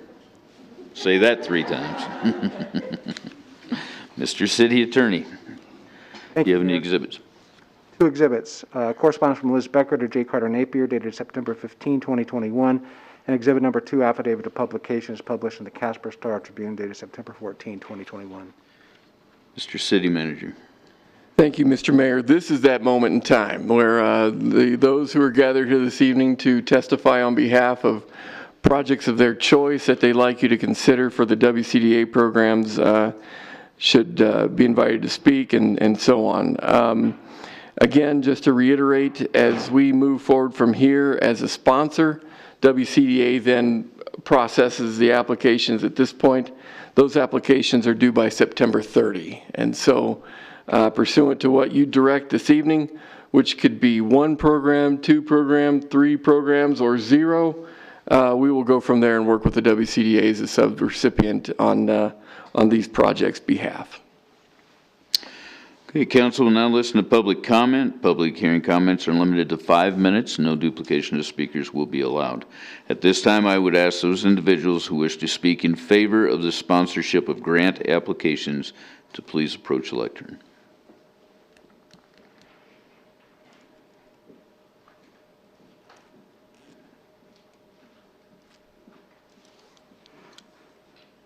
Mr. Mayor, members of the council, good evening. Thank you very much. My name is Mark Philmeyer, 150 East B Street here in Casper. I am the State Director for the U.S. Department of Housing and Urban Development, and I am here tonight to offer my support for the Casper Housing Authority. We have partnered with the Casper Housing Authority on many, many initiatives, and our shared successes has even made it as far as Washington, D.C., where the Wyoming Field Office and the Casper Housing Authority made it into the Chief of Staff's report. That's a pretty big deal. A housing authority from Wyoming made the briefing of the Chief of Staff. The Casper Housing Authority is really getting noticed for all the good work that they do. The Casper Housing Authority is a very mission-driven, caring, dedicated, very capable group. Another example of their dedication and their commitment to the community they serve came through really a desperate ask from my office. Through the CARES Act, Wyoming was offered 57 emergency housing vouchers. And the only housing authority on the list to allocate those vouchers was the Cheyenne Housing Authority. They turned them down. I frantically went to the Casper Housing Authority because frankly, they're the only entity in the state that can handle it, and asked them to take this on. They did so without hesitation. And trust me, my ask was no small task, given the administrative, technical know-how, and oversight needed to administer this resource. It's a large responsibility. And again, they were the only one that could take on this and oversee this effort. They didn't hesitate to do so, they took it on. Knowing how important and impactful this resource would be for Wyoming, a state that is already very, very, very underserved. I'm in full support of the Casper Housing Authority and in Wyoming's first ever Envision Center. The Willard Project will only add value and strengthen our community. Their ability to take on such an endeavor is not in question. They have a proven track record of community success, both large and small, and they will take this project on with passion, enthusiasm, dedication, and the know-how to make this a reality in our community. I am enthusiastically supportive of this project and the Casper Housing Authority, and I would like to thank you for your time. Thank you.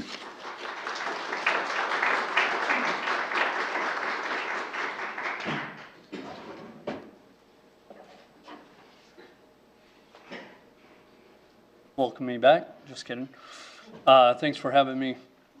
I'm in support of the Casper Housing Authority as a former liaison and now privileged to be a board member of it. I've said it once, I'll keep saying it, so I'm going to say it again. Everything that the Casper Housing Authority and their entire team touches flourishes for the city of Casper. Everything that they do, from Ravencrest to Centerpoint to Roosevelt and the daycare, everything that they touch flourishes. So I hope that you guys will see that. So you got to take a tour and hear what Kim had to say regarding everything that they've done, even including Life Step Campus, as you mentioned, Mr. Kyle. So I ask that you guys support this as well. Thanks.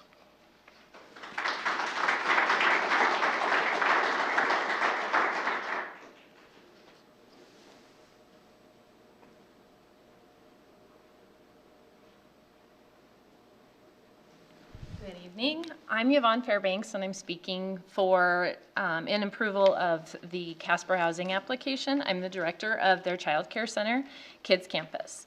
Early childhood education is where the foundation of our children's future education begins. I've invested 18.5 years of my life to our community's future generations. When people ask me or say to me, "You're still doing daycare, why?" I have to look at them and say, because our children matter. Kids Campus has the vision and goals for the future, giving all children in our community the high-quality education they deserve, no matter their background, family income, or learning style and disability. We are one of the very few who do not cap their child care subsidy families. We work diligently with a very diverse demographic of kids and families that most places will not consider taking or end up dismissing them after the introductory period. We work with foster kids, babies born on drugs, kids whose family life is complicated, whether it's abusive or they're seeing abuse or drugs. We work with many organizations around the community that other centers do not, so that these kids can have a safe, consistent environment while their main guardian is getting the help they need. We work with organizations such as Seton House, Central Wyoming Counseling Service, for moms getting the services and resources they need. We work with the Child Development Center, Optimal Pediatric Therapy, and looking at making more connections in the community for more assistance kinds of programs that we can work with as well. Places like our hospital need child care for their doctors and nurses, and I want to see us partner with them so that we're covered. With extended hours, we could help a lot of our community, as we do have many fields that have hours that aren't convenient to most places. We encourage parents to work with us to help the kids build a toolbox of ways to work through moments that may be harder for them to handle. Learning these skills makes the transition to public school easier. We talk with parents and get them the information that helps these kids and their families prepare for their future. Behaviors and disabilities in the children are on the rise, and I have seen this firsthand for the last 8 to 10 years. With our expansion, we are looking at making an environment that every single child can thrive in. Working with therapists, counselors, and even the families themselves is our #1 priority. Over the past 10 years, I've only been able to dream about the things that we could be bringing to our community's children with the expansion. Designated therapy areas with the tools available for therapists if needed. I want to join with the foster care system and help the visitation so that children aren't always being taken out of the center. Our partnerships that we have and ones that we will be cultivating in the near future will be what our community needs and currently doesn't have. Children who need that quiet place to reset will have that area, as we are putting in an amazing sensory room so that kids with sensory processing disorder, ADHD, or many other disabilities have their place where they can retreat and reset, breathe, and regroup. Infants will have their very own play space outdoors. No other center has a specialized outdoor play space for infants. This play space will be quiet and relaxing as our infants explore and learn much needed skills. Our playground for the rest of the center is full of imagination play, tons of gross motor play, and so much more. We have been becoming more of an early learning center over the last year than a daycare. We've implemented center-wide curriculums that engage all ages and build as they grow and become more advanced. We have implemented where all our staff are CDA certified, which means Child Development Associate, because we want the best for our kids. We are finalizing our center-wide assessments done 3 times a year, followed by parent-teacher meetings, so families and teachers are all on the same page and setting the goals together, reaching the goals together. We are not just a daycare, we are a team, a village coming together for the future of our children and for our community. We have so many other services that can help our families from the community as well, like food boxes to emergency preparedness boxes for children and moms. We need the room to be available for those in the community who need these opportunities and resources. At Kids Campus and Casper Housing, we all agree that early childhood education is an area that needs much improvement countrywide. And for us, we want to be the ones that lead the way and be the early learning center, making the future generations more prepared for the next step in their educational journey, no matter their background or learning style and/or disability. Thank you.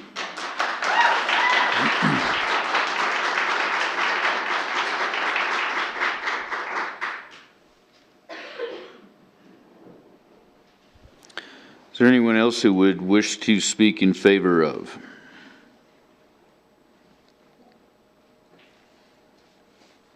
Okay, at this time, I would ask those individuals who wish to speak in opposition to the sponsorship of grant applications to please approach the lectern.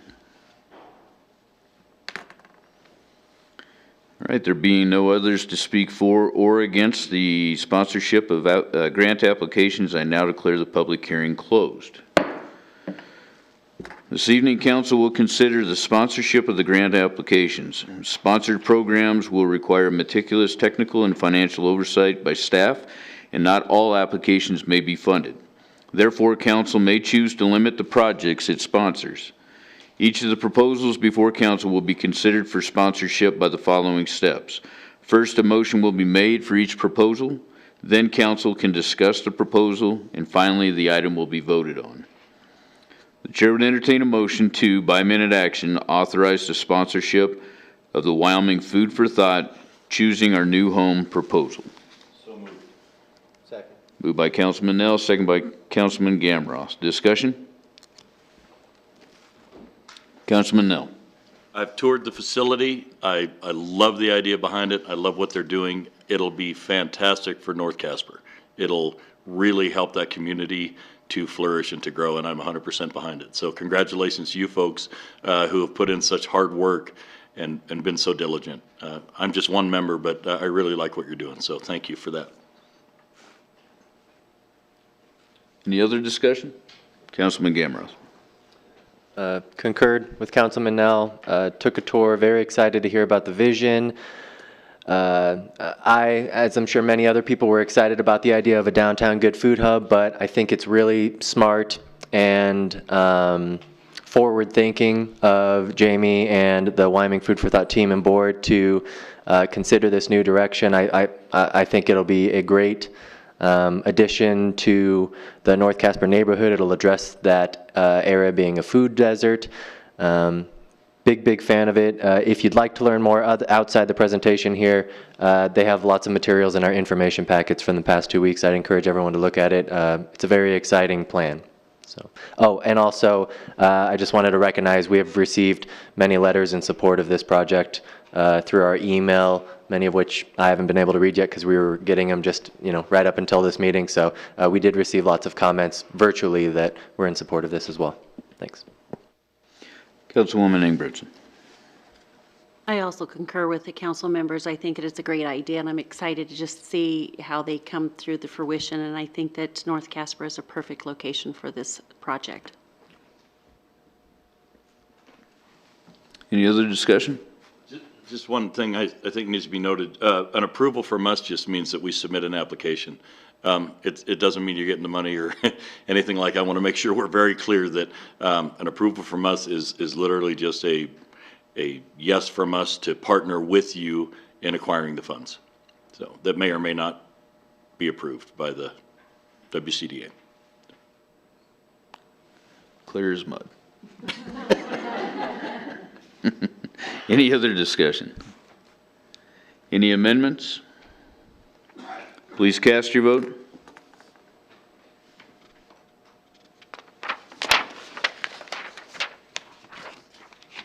Please record the vote. With all members voting aye, motion passed. Chair would entertain a motion to, by minute action, authorize the sponsorship of the Casper Housing Authority Willard Campus proposal. So moved. Moved by Councilman Nell, second by Councilwoman Ingebrigtsen. Discussion? If I may. Councilman Nell. Thank you, Mayor. What a great organization you have, Kim, and your board. I got to be a liaison for a time, and I just love the work that you guys do. It's so good, and you have so much experience with WCDA. This is right in your wheelhouse. So congratulations on your hard work. I love your vision that we got to tour. It's just an amazing thing. It'll be great for the community. So thank you for all your hard work. Councilman Gamros. Thank you, Mayor. Agree once more with Councilman Nell and also former Councilman Bates. As far as it does seem like everything you guys have your hands on proves to be very successful and a good project overall for our community. So I'm excited about this one as well. Would also like to recognize we received many emails in support of this proposal as well. So I wanted to make sure those folks who were unable to make it or otherwise not be here, they were recognized that they sent along public comments in support as well. Thank you. Councilwoman Ingebrigtsen. Just to be a broken record, I fully support your organization as well. Councilwoman Quest. First time I got to say that, so.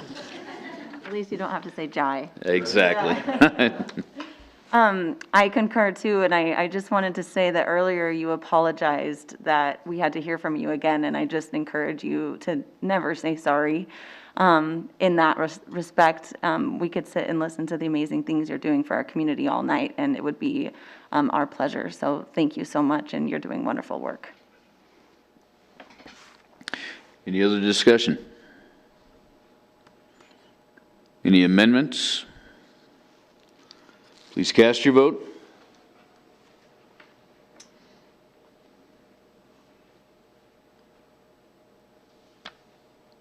Please record the vote. With all members voting aye, motion passed. The chair would entertain a motion to, by minute action, authorize the sponsorship of the first proposal by Aaron Marquez.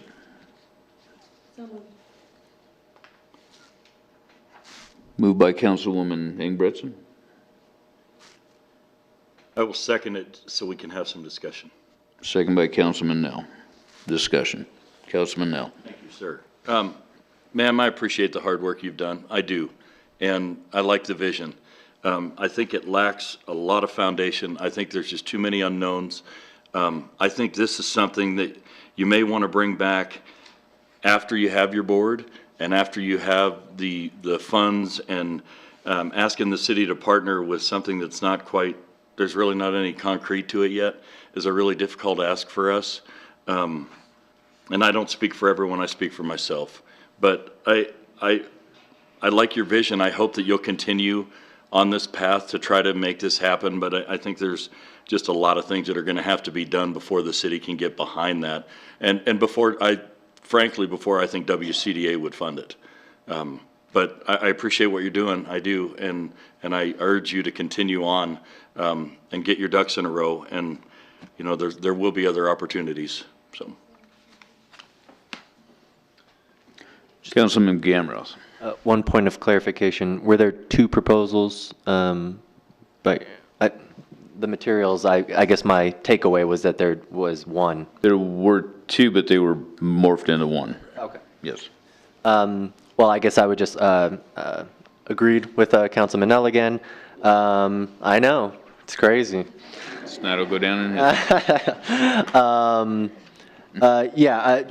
I just feel like we're lacking a little bit of foundation, and I'm somebody who likes to really inform myself with history and past experiences and stuff, and so it's easier for me to support the Casper Housing Authority and the Wyoming Food for Thought programs just because I'm very familiar with them, with their executive directors, their team, their past projects, and so they have a very good track record. And this is new for us, for the city being a sponsoring partner of this. You know, this is our first year trying it this way. And so I guess to be cautious about it and to make sure we're not getting in over our head, I do think we should maybe keep, maybe only support maybe the first two projects because I'd like us to get real comfortable with how it works with us being in this position. But again, very glad you put the effort into these materials, into the presentation. Thank you for speaking to us tonight. I was very excited about the prospect of somebody doing something with that building on First and Center. It's been sitting there for a long time, and I think it's a really cool building, and would love to see somebody do something with it. So that prospect excites me. But again, I like to advocate that we be cautious and just be cautious this first year with us taking this program. So thank you. Councilwoman Ingebretson. So I would just suggest, instead of just taking on something this massive, maybe start smaller, and then you would just kind of have that in your wheelhouse and then build up from there so that you can add that to your presentation, just because you're just kind of meeting the foundation of it, and that's just basically where you start and just build up. And that's what all these other organizations have done, is they've started very small, and then they've worked themselves up. So that's what I just suggest maybe you try to do, and then maybe next year if we're doing this again, come back and try it again. Any other discussion? Aaron, I would just say that I appreciate you taking the time to put this together. You asked a lot of questions along the way, and don't be discouraged by it at all. There's a couple hurdles that need to be jumped, but you'll do it. You absolutely will. And so I appreciate everything you did for this, and I'd move full steam ahead if I were you and putting it again in the future. So, all right, any other discussion? Any amendments? Please cast your vote.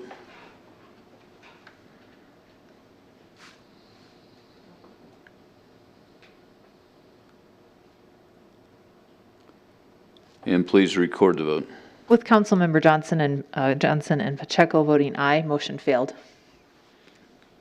All right.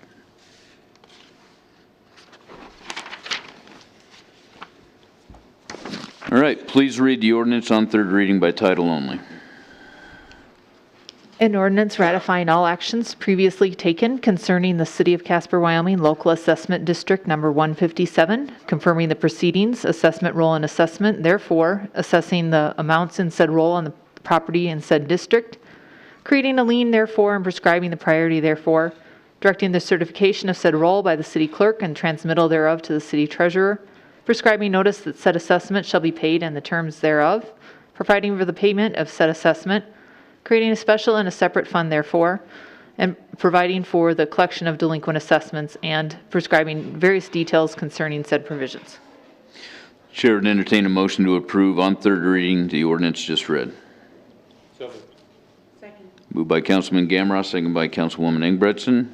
Council will now listen to public comment. Public comments are limited to 5 minutes and no duplication of speakers will be allowed.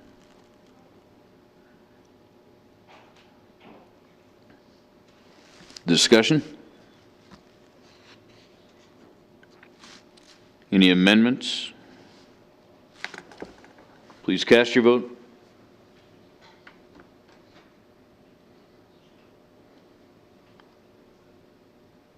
Please record the vote. With all members voting aye, motion passed. Please read the consent resolutions by title only. Item 14A1, a shooting range, purchase and installation of shooting range targets for Mike Gibson Manufacturing. And item 14A2, the procurement of grit pumps and grit removal systems from Falcon Environmental. Chair, entertain a motion to adopt the consent resolutions just read. Moved by Councilwoman Ingebretson, second by Councilman Gamroth. Mr. City Manager, do you want to make any comments on any items? Mr. Mayor, just real quickly, I wanted to welcome the participants in our Investment Advisory Committee, the portion of the motion that you'll be considering here next, to the team and helping us out with their vital advice. Okay. Any abstention or nay votes? Please cast your vote.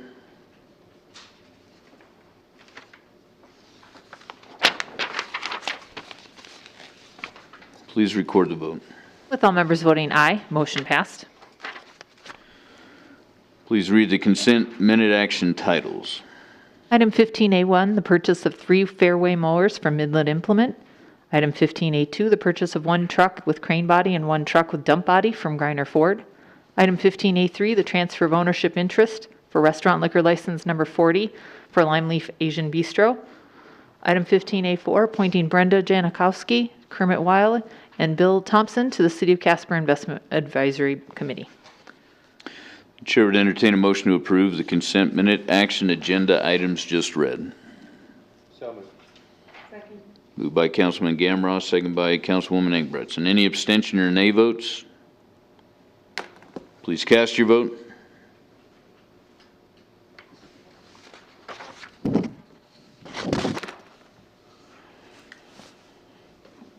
Please record the vote. With all members voting aye, motion passed. This time we ask council members to bring forward relevant concerns or items of interest. Councilmember Nell. Thank you. Well, there's been plenty of discussion on my part concerning COVID and an incentive program. I just want to make it very clear that if I've offended anyone, I apologize, but I am an individual and I have my own beliefs. And there's a lot of people that feel the way I do that have contacted me. I guess that's one of the reasons I got elected. But one of the things that clouded earlier that I want to make clear is my children are vaccinated. They had the smallpox vax. They had whatever vaccinations were required to go to school. I have a shingles vax that I was given when my son had cancer so I could go in a room with him. But each one of those vaccinations that my children and I both received actually have the disease in the vaccination. So when you receive smallpox vax, there's some smallpox in there. And that's how your body learns to fight it with immunity, just like every other vaccine that my kids have had. COVID vaccine does not have COVID in it. And so to each his own. I'm not going to shame you for taking the vax, but I would appreciate not being shamed because I refuse to take it. So with that, that's all I have. Okay. Councilwoman Quest. Nothing for me at this time, thanks. Okay. Councilwoman Ingebretson. Nothing for me, thank you. Councilman Gamroth. I'm going to be annoying this week. I have a couple things.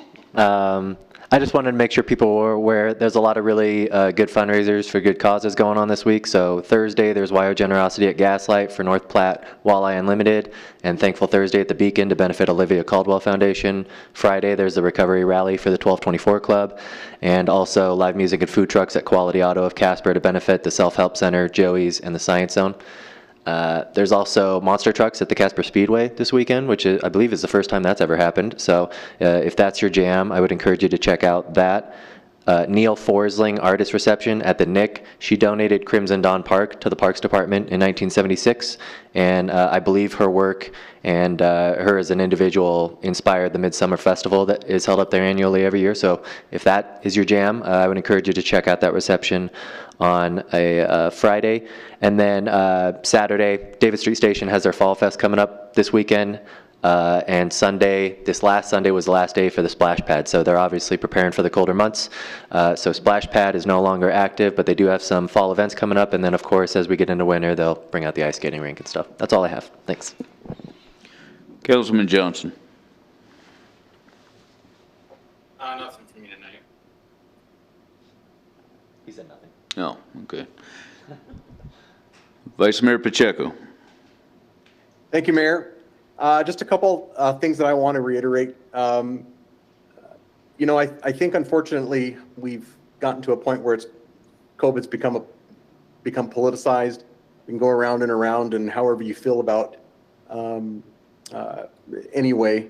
But I think ultimately what we're dealing with here is not a political situation, but we're dealing with a health issue that over 600,000, almost 700,000 people probably by December will have died from COVID, from some way of COVID, whether they have some comorbidity or whatever it may be. 600,000 people, 700,000 people that did not probably have to die, that many people, because we have the means necessary to put a halt to it. And so I think when we rationalize and look back and use logic and science to understand that and trust a lot of those things that we have, because you know, I think we tend to sometimes believe more what's on Facebook than we do scientists and doctors. Is a very sad state right now, not only in our state but in our country.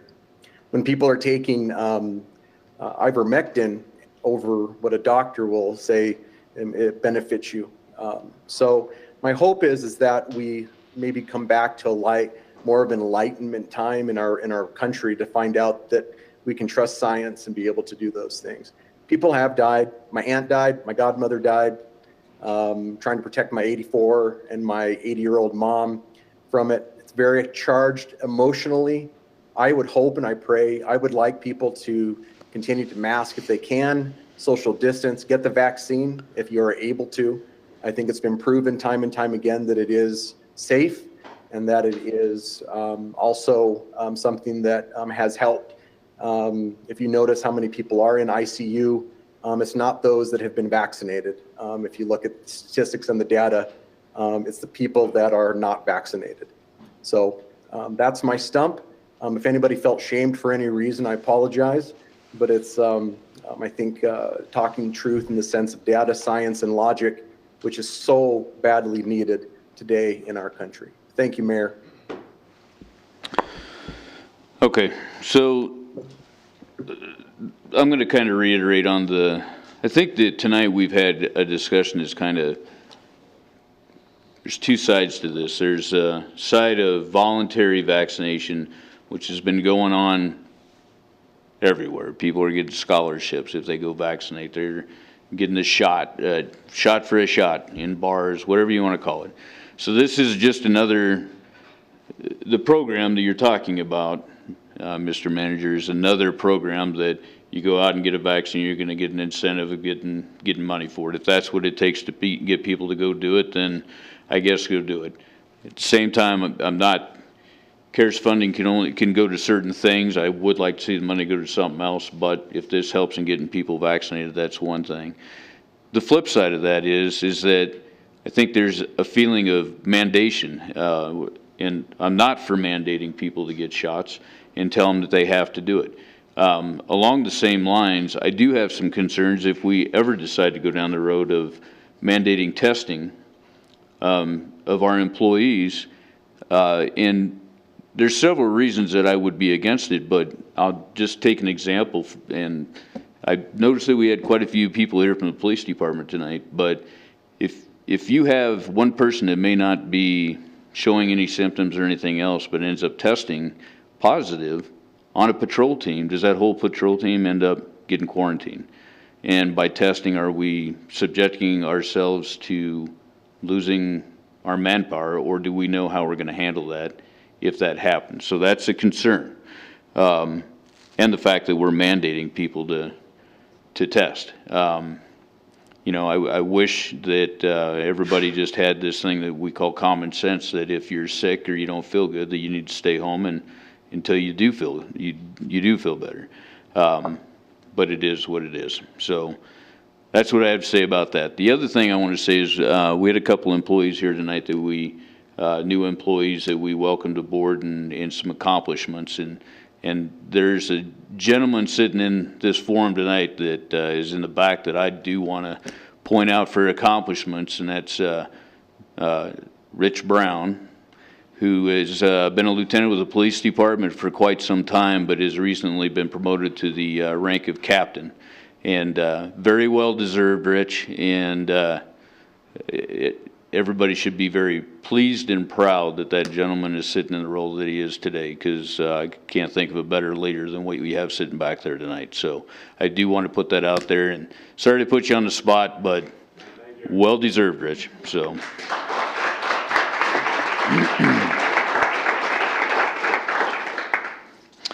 All right, the next meetings of the City Council will be a work session to be held at 4:30 p.m. Tuesday, September 28th, 2021 in the council meeting room, and a regular council meeting to be held at 6 p.m. Tuesday, October 5th, 2021 in the council chambers.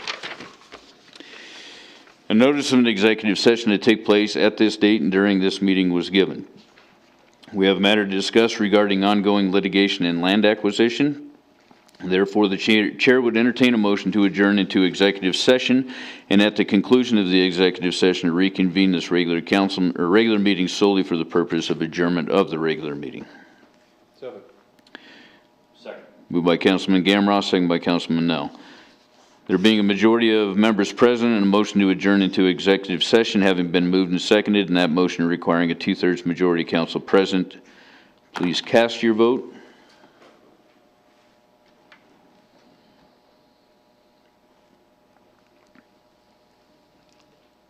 Please record the vote. With all members voting aye, motion passed. There being a majority of members present, a motion to adjourn into executive session having been moved and seconded, and that motion requiring a 2/3 majority of council present. I just read all that. So a greater than 2/3 majority of council members voted in favor of the motion. We are hereby adjourned into an executive session. Which will be Here. here? Yeah.